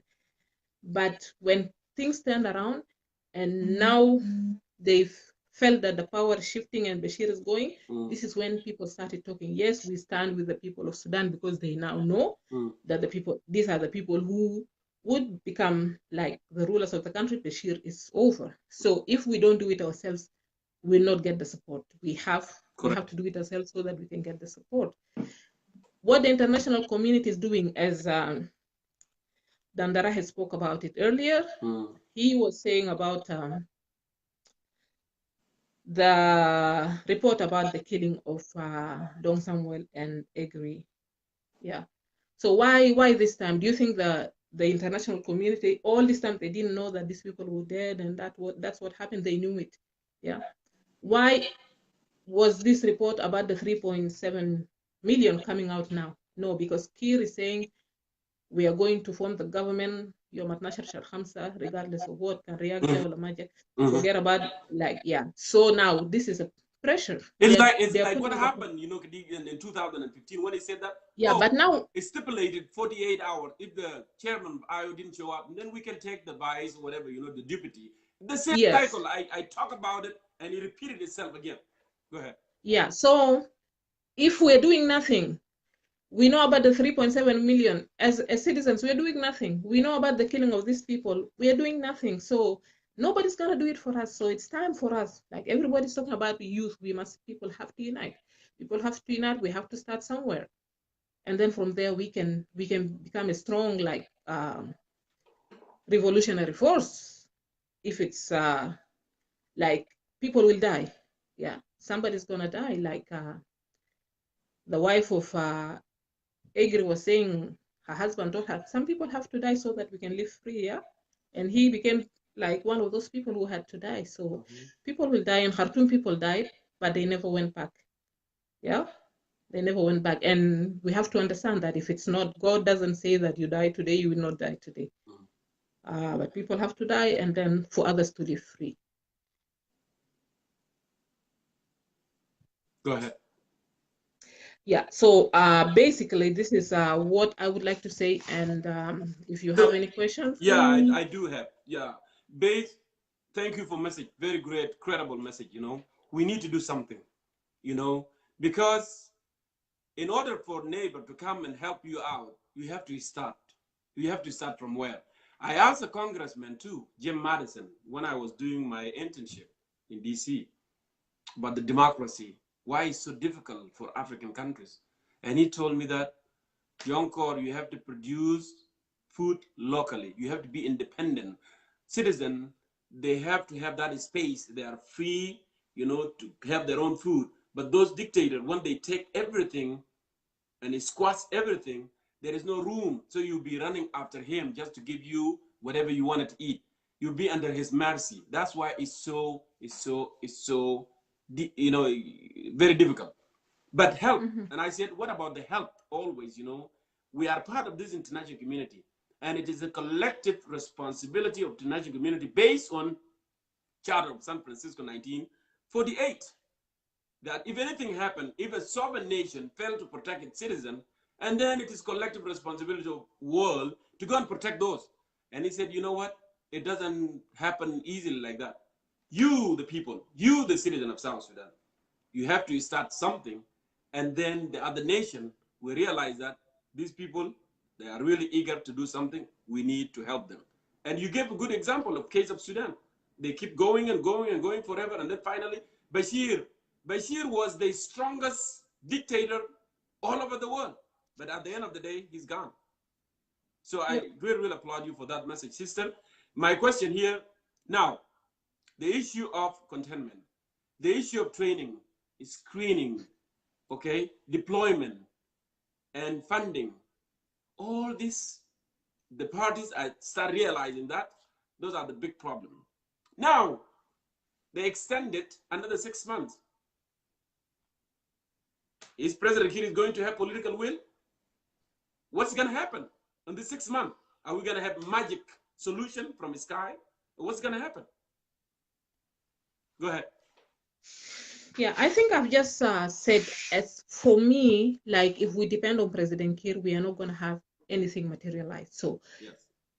we, the people of South Sudan, we have to start pressurizing. We have to start getting out there in the streets and say, we want this, do this, do what you can within. We might say it is not enough, the 6 months, but we have to get out there and say we want peace. We want our people to go back home, to go back to cultivate, but we have to pressure so that the international community would say, okay, like, what can we do for those people? But if we keep quiet like nothing is happening, then like nothing will happen, and Kir will do the same things that he's been doing. Yeah, but we have to and start. I, Sister Kadib, we should hear, tell IO or the Secretary of Peace Agreement, so on, all these things. This 6 months, are you gonna remain silent again? Because I used to, to say, why are you not engaged with us? Why are you not telling us what's happening there? Well, what step are you taking with the government? Are they gonna decide to remain silent again and say, oh, we don't want to piss, President Kir off. We don't want to do this because it's gonna make Kir mad. It's gonna make Kir mad. So it's gonna make Kir mad until Kir, at the end of the day, he doesn't want to do anything. Is that the path they are going to take, or they are going to be more vigilant and more engaging with the people of South Sudan, letting them know what's happening exactly, I think the same pressure that we put on the government, we have to put it on the opposition. The opposition has to understand that it has also some responsibilities towards these South Sudanese people. And it's not only the government, yeah? Because this is not the first time that we have been in war. We have been in war with the Khartoum government before.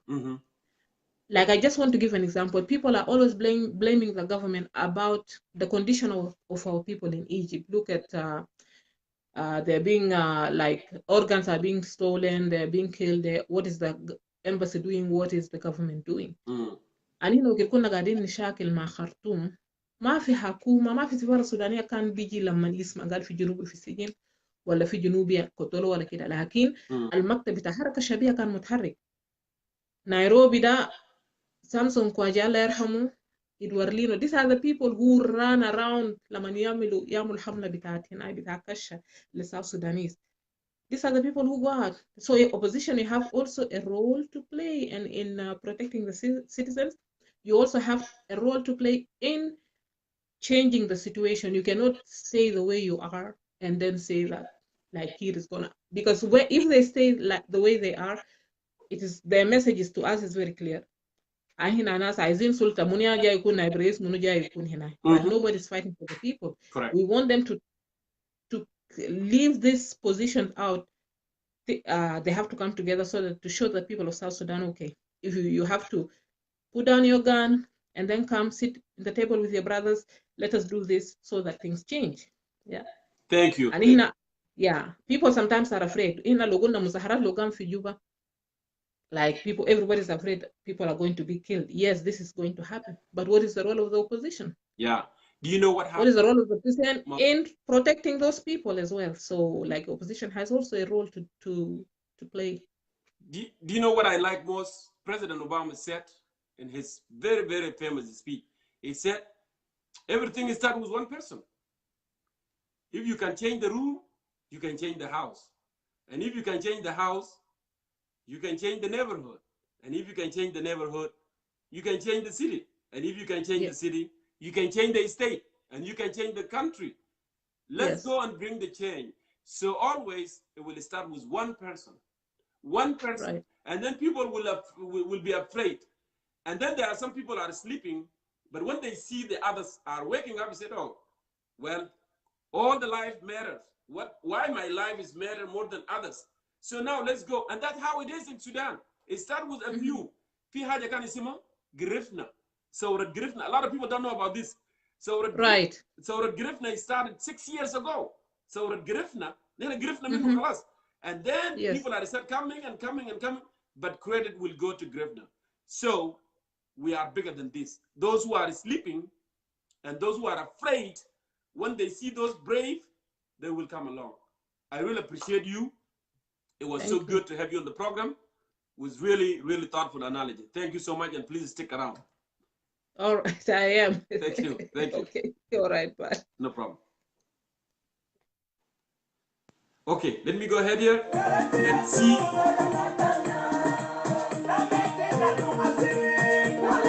All right. I saw Gabriel Tor. Gabriel, you waited for a very long time, and I really, really appreciate that. So, Gabriel, I'm calling you right now. The good thing, our viewers, they wait and they don't go away.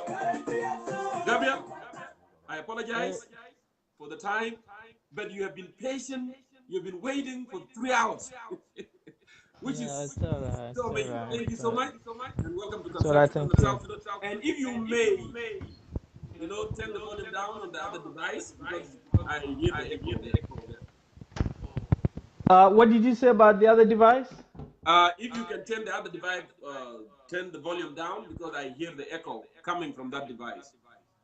Oh, okay, yeah, sure. I think I was in another part of the building, and I think I moved to like what I would call my private corner. Now? So can you still hear the echo? I think it's from me, but go ahead, you're good. Oh, okay. Okay, thank you. Saying hello to you and hello to your viewers. Mm-hmm. And I think I'll be shorter than, I'll be shorter than most most commentators or speakers. So thank you once again, and hello to all. And so what do you think about the show, the day, and what is going on in all this that you've been talking about? Well, you What's your feeling? You have been waiting for a very long time, and you have forgotten the topic. That's interesting. Oh, no, I have not. I have not forgotten. I have not forgotten. I was just asking you. I have not forgotten. But if I'm going to speak, I may not speak in all things. But I know we're talking about the, the containment, the. Overall, we are focused on containment. We are focused on employment and training, screening, and funding. Okay, and political will. If they could not achieve this for the 8-month transitional. Are they going to do this in 6 months, particularly the government? Because government was very reluctant to implement those. Now, what will make it possible for the next 6 months for this to happen? Yeah, definitely, Jongkor. It's questionable if people didn't do much during the last 9 months or 1 year, or even since the civil war started in 2013, then what can they actually do in 6 months? But with me and with maybe many of us, always we hope for the better. And we pray that they change their hearts, they change their minds, and they have the heart of a political will. You know, the heart of patriotism and nationality. So I had many people, doubting how is this going to happen in 6 months. It's almost impossible, and it's possible if they are willing to change their ways of doing things. Because in every procedure, in every way of doing things, there is when you're writing something, there's a rough draft. And you refine it until you put it to the final refined, assignment or out of work. So I'm saying if they could do like a draft for, like a peace draft, they can put things together. You have to start a foundation. You have to have a place, to begin, or even make your procedures go to where you wanted them to go. So with our leadership, I still have hope that they might have learned through all these failed processes. And if they have learned, I think, as I hope and pray for them, they might have learned something and they will change. Then I'm thinking that 6 months can make them put something together. And we don't go back to Addis Ababa or to any other city in the region in the near future to say, okay, we are doing another extension. that would be heartbreaking. That would be sad to do. So with me, I hope something is going to happen, but only if they have a political will, only if they are willing to make things happen.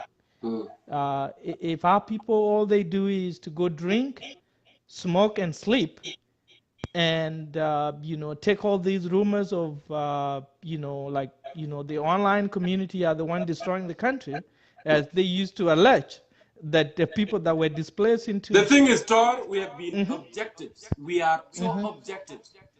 What we Yeah. say, this thing is wrong, and this is what Yeah. needs to be done.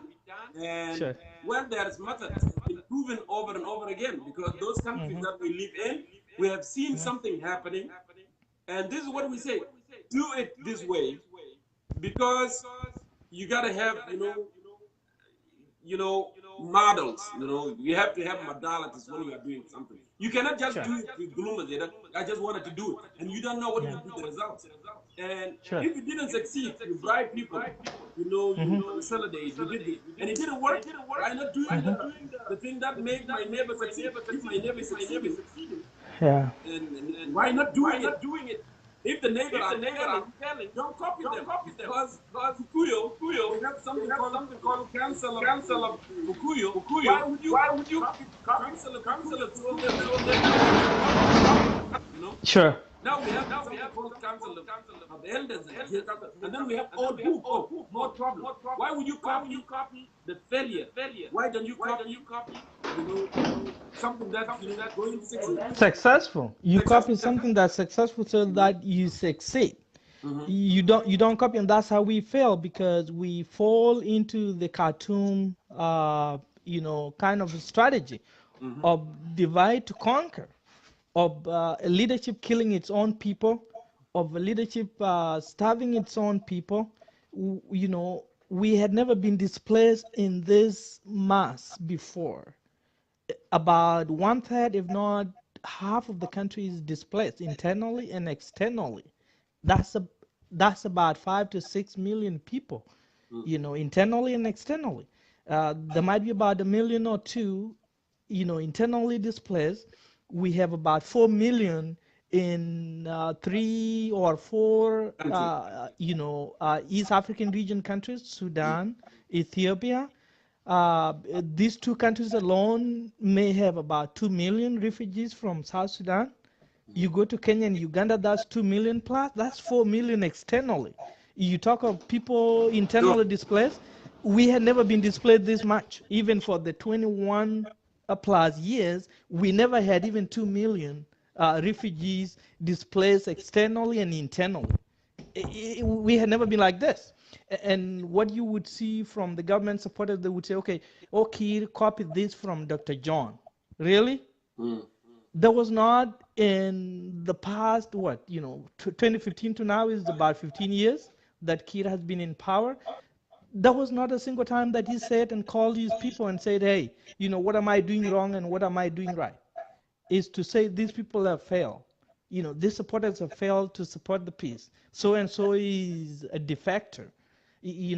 You have to strategize how you're going to put things together. Where Correct. have you gone wrong? Are you taking the criticism in and build them to build your leadership and build your success? Our leadership is not doing that. And the problem is with the leaders, regardless of how citizens are going to talk who are not in power, if our people in leadership, the representative of the people, the cabinet, the House of Representatives, these are the people, if they listen to their constituencies and take all the contribution of what people have to say and take it to Juba and drop that and put it into what they can act upon. But leaders are going to move from year to year, who all of them are seeking position and money and lust of power and money. That's not going to change a thing. When was the last time you had seen someone from a particular state, like a group of people from a particular state, trying to take an issue and say, this is what we needed to act upon? If there are people who have resigned, they are not more than 3 for the last 15 years, and a lot of things are going wrong. If our people were thinking and taking in the people's input, the people they claim to rule, we could have not been where we are right now. We would not be talking about what we're talking right now. It's just shameful. Thank you. Just shameful. Thank you. Well, Tor, I know you waited for a very long time, but I really, really appreciate your thoughtful analogy and comfort. Thank you for being patient always, to add your perspective as well. It looked like we are running out of time. I want to give Thank you for your time and service. Appreciate it. Thank you so much. Thank you. I'm grateful. I'm grateful for those who spoke before me, and may the souls of our brothers, our comrades who have been taken recently, those of Dong and Agree. And Idris, and those who have gone before them, because they were not talking about themselves, but talking about the people, about their country, and the country's leadership. So may they rest in peace, and may our people change to change the ways they take people's life for granted. Thank you. Thank you, sir. Thank you so much. All right, let me go ahead here. Jama, we are almost. I really appreciate everybody being patient. And if you get a chance, please, I want you to share it so we can move on. Okay. Longar, Deng, and Johnson, and then Deng Aluk. So let me start with Longar if you are there. Longar, go ahead and answer.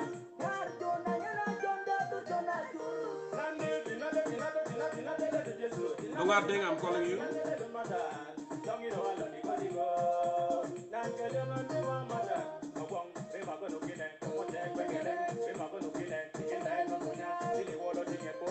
Longar Deng, I'm calling you.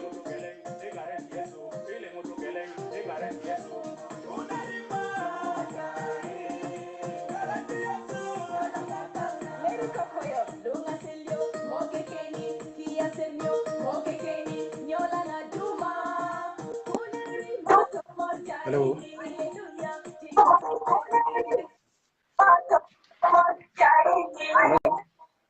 Hello. Hello. Longar. Hello. Are you settled? I'm ma'am. Yeah. If you have two devices, can you take out, put the volume down for other device? Put the volume down for other device. بس أنا بس ما عندي سماعة سماعتي بس ما في عشان كده بيجيك وأنا المهم بس تستمع لي بس بسيط كده. Okay, خلاص go ahead. تفضل.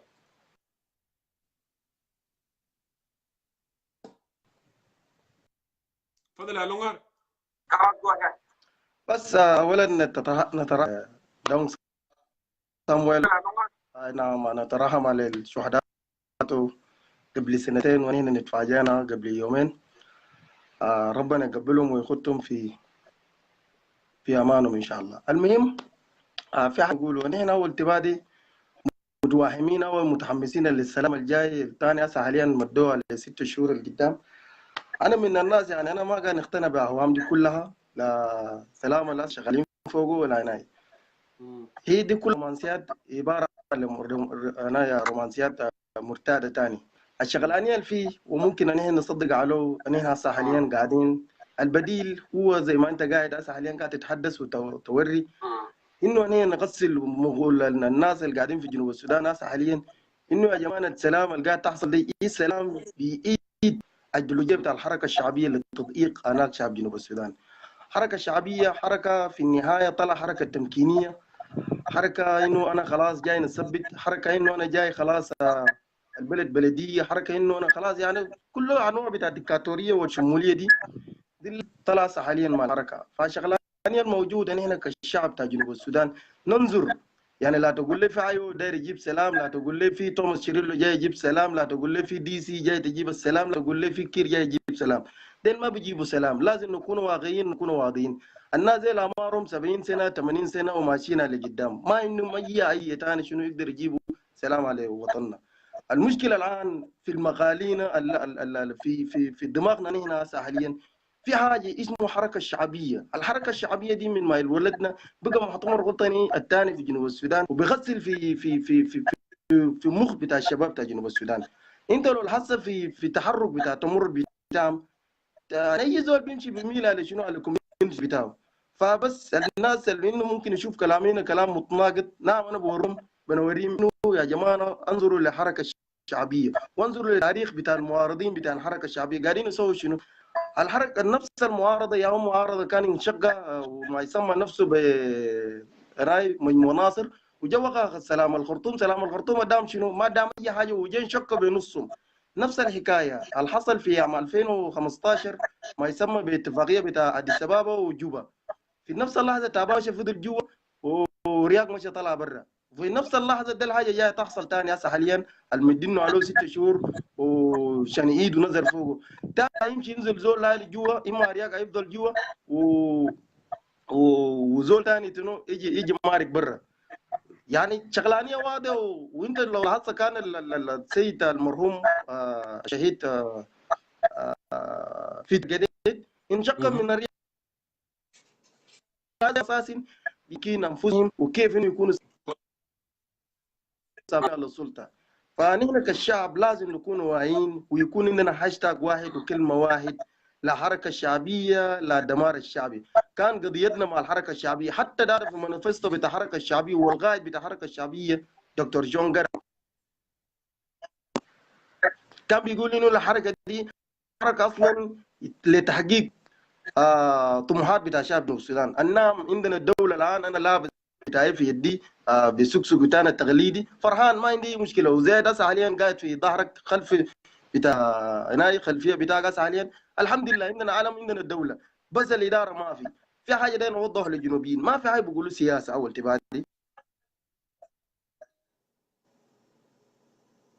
في قضيه بتاع الوطن ما تقول قصدك تطلع اهداف بتاع الوطن. فالان كلنا نحن سياسيين لانه السياسه ما بينفصل من بني ادم.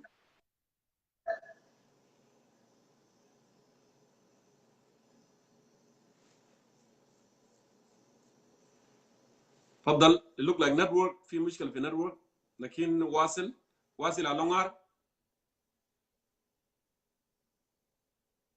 لونغار انا ما سامعينك والله ما اعرف الحاصل شنو في الصوت.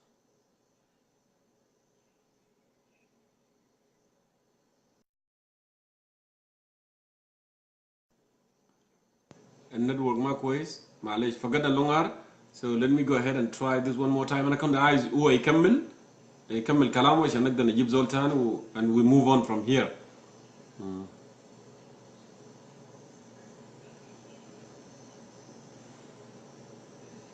معلش يا جماعه silent air. Actually I don't like to do a silent air. ما كويس لكن I'm waiting for لونغار. لو لونغار جا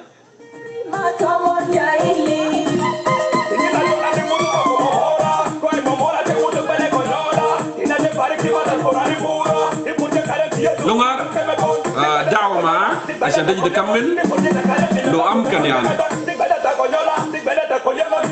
كلام مظبوط ونقدر نسمع كلامك للنهاية.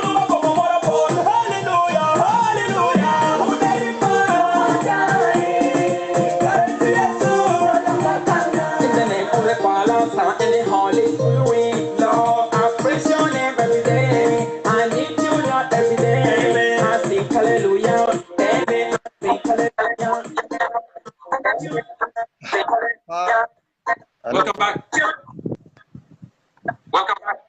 ايوه. فالحاجه المطلوب عندنا كشعب بتاع جنوب السودان لازم نكون واضحين وصريحين لانه نحن خلاص جا الوقت نتحدث بكلام واحد. السودانيون صبغونا انا بقول كلام لكن ما صبغونا للنهايه لانهم لسه في مازق ونحن ماشيين للنهايه ونحن واثقين لو بدينا حاجه شغل نجيب بننجح.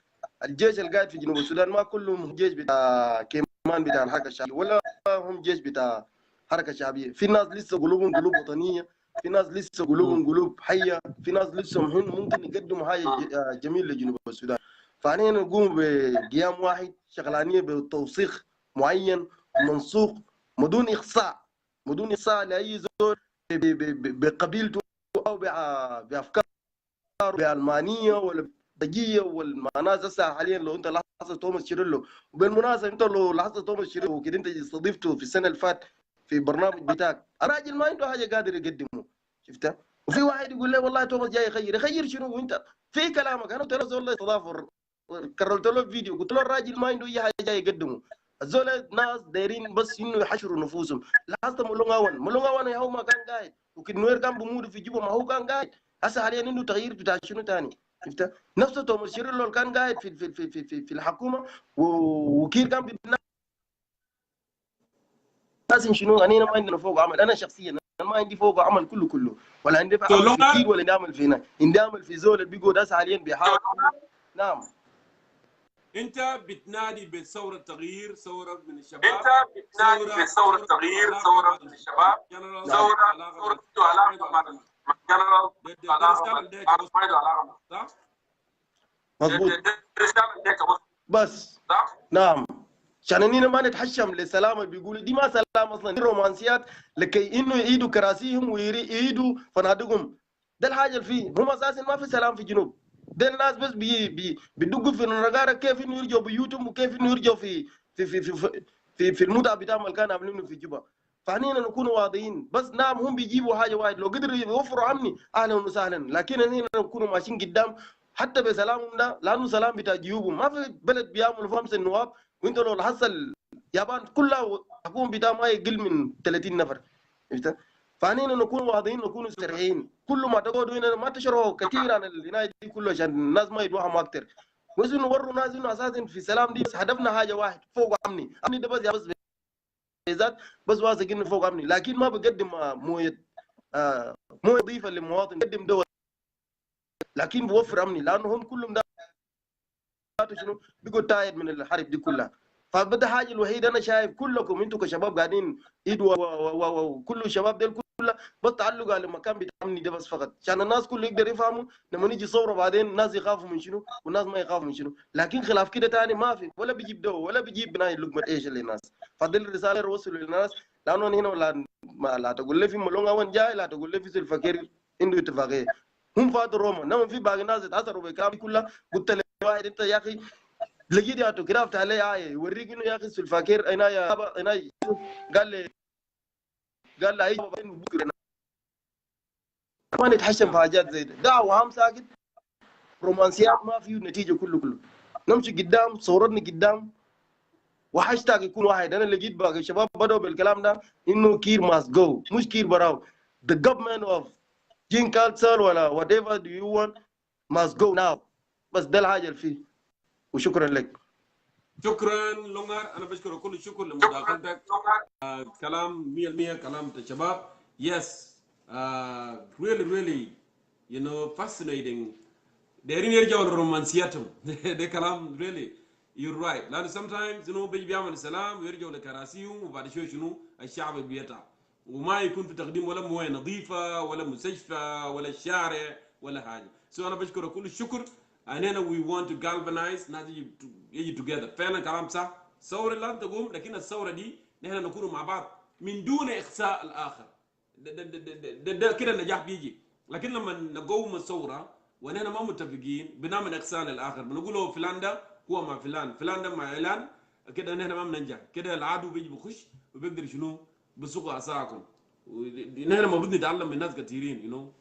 فلازم نكون مع بعض يعني في النقطه دي. شكرا جزيلا. انا بشكر كل الشكر لونغار لكلامك، كلام قوي جدا جدا ومهم. Let me go ahead and see who is next and then I'll bring you. شكرا لونغار. Okay, Johnson Peterberg. Johnson Peterberg. So Johnson Peterberg, I'm calling you.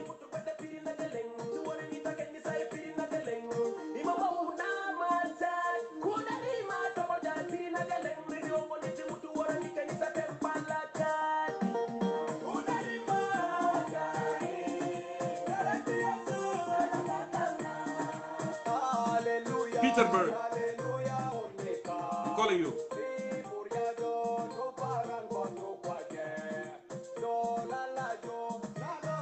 Emmanuel, well, how are you? It's been a long time, I haven't seen you. You disappeared.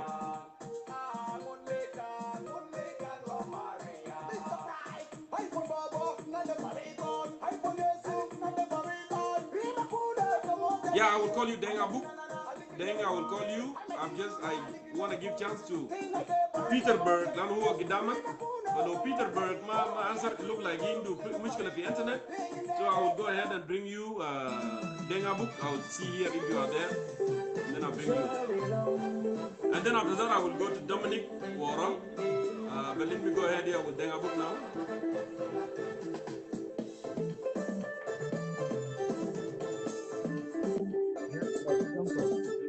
All right, welcome to Concerned Citizen of South Sudan, Deng Abu. See you. Ahlan wa sahlan. We cannot hear you, Deng. We cannot hear you. You are not getting me? Hello? We are getting you now. Okay. Yeah, that's good. Your topic is very nice. It's bringing all of us, and it is important to all South Sudanese, especially those who want peace, those who want. Yeah, are you getting me now? Yes, I'm getting you. Go ahead. Yeah.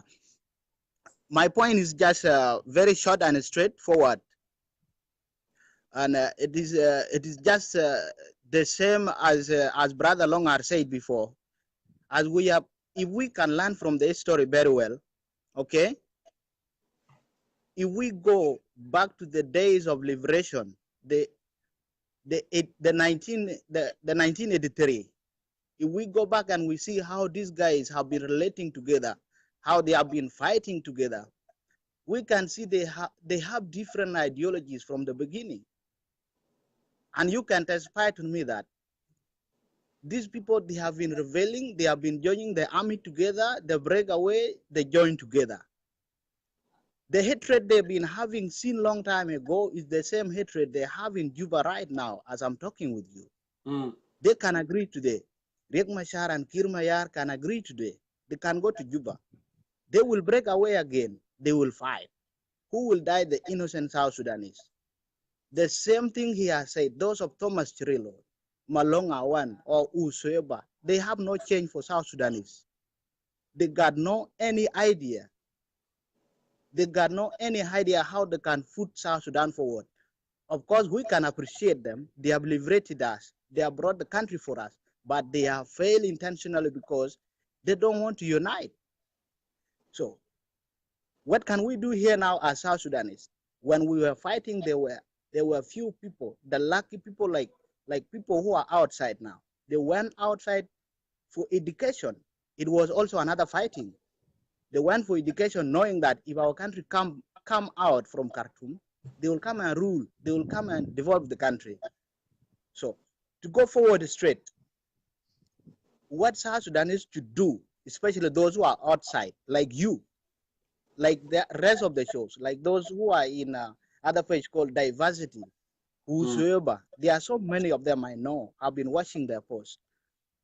What they should do as per now, to help other South Sudanese, especially those who are suffering at home, is not to call them to go to the street to protest when they are not in the country. If they want the citizen to protest, let them be in Juba. Lead the citizen in front, because they do know what the protest is about. They are the one who knows how the protest is done, what should be done. If it is something that can kill them, let them die with South Sudanese as one. But they should not sit outside, inside the situation. They don't want to come to Juba. We should do this diplomatically. If we want these guys to be out, we don't want Riek Machar, we don't want Kir, we don't want Thomas Chirillo. We don't want them at all. They cannot do anything. The only thing they are doing now is building their house outside, educating their children outside. This is what they are doing. But what are we doing? We are knocking our tribesmen. We are pointing at each tribe. This tribe has a problem. The other one have a problem. But they don't have problem. They don't have problem. Okay, for example, you brother Jongkor, you are outside. Can you tell me, do you live with Nuer men or you don't live with them? Well, hello? Yeah, certainly I cannot have a roommate because I'm married and I have children. But if I was a single, of course, I don't mind, to have a Nuer roommate or to have a Latuka roommate or to have anyone from any South Sudanese roommate I can have. I don't have any problem with that at all. Good. You see, when they are outside South Sudan, they love themselves like nothing. But when they are in the country, they want to cause the problem that they will not suffer for, but other people will suffer. If Riek Machar could work with Salva Kiir, Riek Machar could have worked with Carbino Kwanyin and William Nguyen when he broke out in 1991. They joined him in Nasser. What did Riek Machar did? I'm a young man who carried his story very well. He chased them away from his movement. And that is where Carbino Kwanyin find his own fate. This is not a matter of saying Riek is educated. I know, Dengabuk, there's so many things that, we can talk. I know that we can go back to history. But now, with this issue of containment, training, screening, funding, and political willingness, an extension for 6 months, what do you think, what do you expect is going to happen? Is everything going to be all right? Or we are going to be at the same cycle, that problem that we've been before? Brother Jongkor, if there will be any little work that should be done, I'm very sure all these pending activities, they will not finish. I'm very sure. Some of them they will do, for the sake they want peace, for the sake that they just want to tell the citizen, yes, we are serious, but they are not. This is what we should put in our mind. 6 months will finish when they have not finished everything. How can they spend 8 months and there was no single containment site being identified, which is active as per now? So how will you expect all the containment, all the screening to finish in 6 months? How do you expect that? Yes, this is not the first time South Sudan army should be integrated. This will be the second time. Okay, as the White Army was integrated into SPLA, it was the same way it was done. They were trained, they were screened, they were integrated. What happened? They still break away. This is what we will see. They will be integrated, containment site will be identified, they will be trained, they will be integrated, they will break away again. This is just the habit we are in. This is the situation we are subjected to, because these two men that don't want to work together. This is the facts, and we should get used to these facts as South Sudanese, and we should find another way of doing it. We should not rally behind them anymore if we want progress as South Sudanese. Thank you, Dengabuk. It was good having you, adding your perspective. I'm gonna move ahead here and call other here. It looked like the time is closing in, but I really appreciate you for coming on and adding your perspective today. Thank you. So let me go ahead and do this, and then continue with this.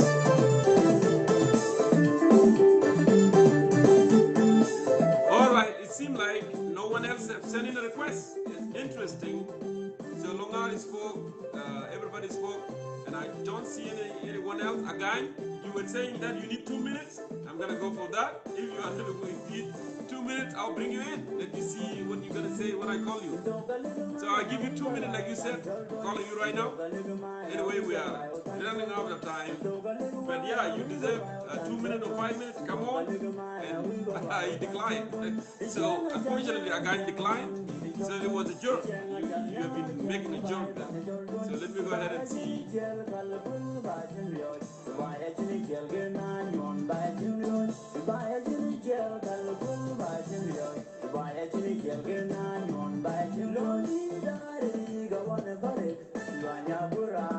Banyagula, they have problem, man.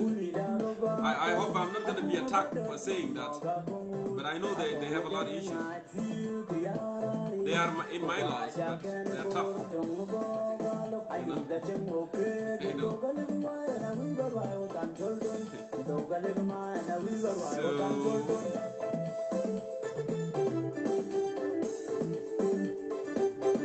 So I don't see anyone else here sending a request. So how about this? It was very good to have all of you on the program tonight, interacting together. So I thank all of you, my dear brothers and sisters, for being part of this. Shakir, I don't see you. Shakir, you should send in a request actually, but you did not send in a request, Shakir. I can bring you and hear from you, but you need to push that green button, Shakir. Shakir.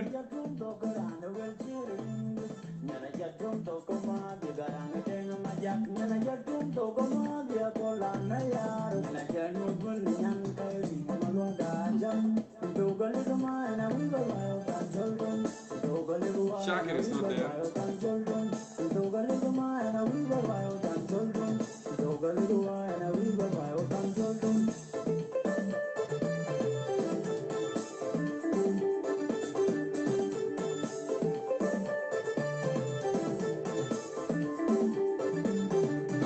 Shakir, I don't see you. It would have been good to give you an opportunity so you can air your perspective as well.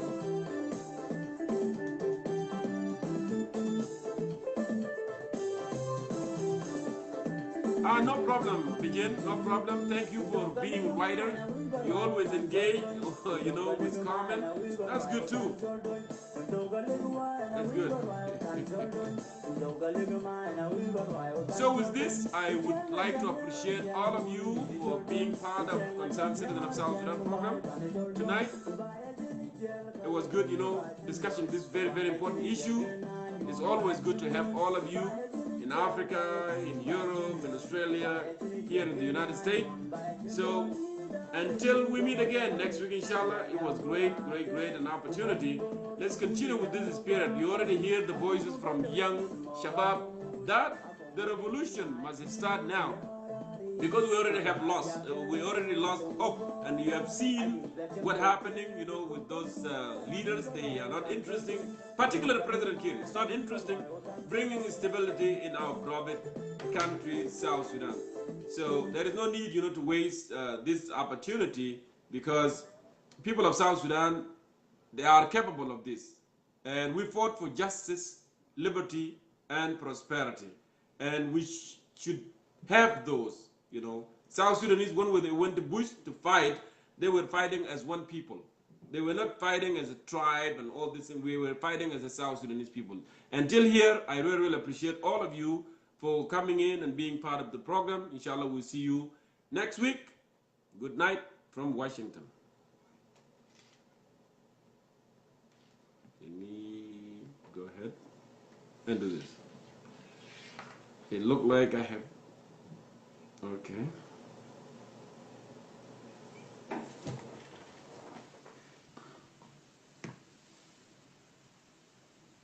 Thank you so much. Thank to everybody for your contribution tonight. It was good having all of you on our program tonight. Thank you.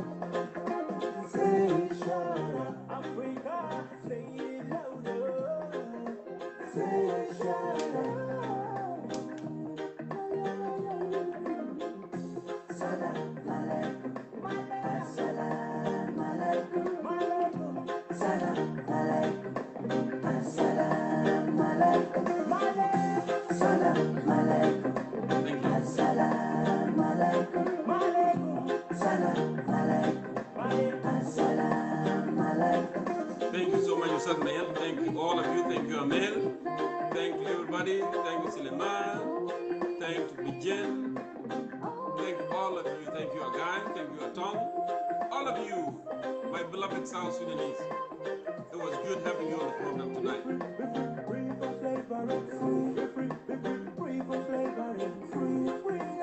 Thank you, Abdullah Garan. Thank you.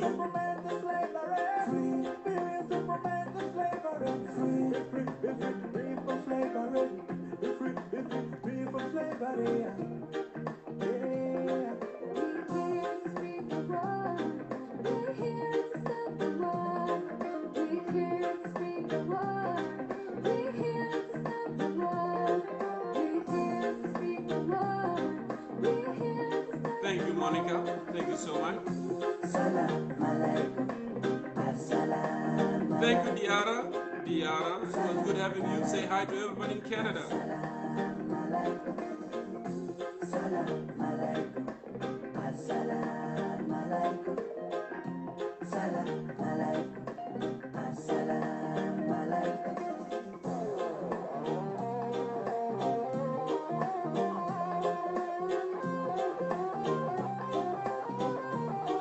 Thank you, Dengabu.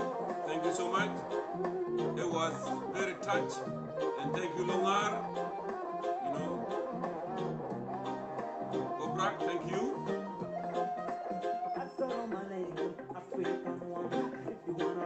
The most simple one in the world. Get yourself a better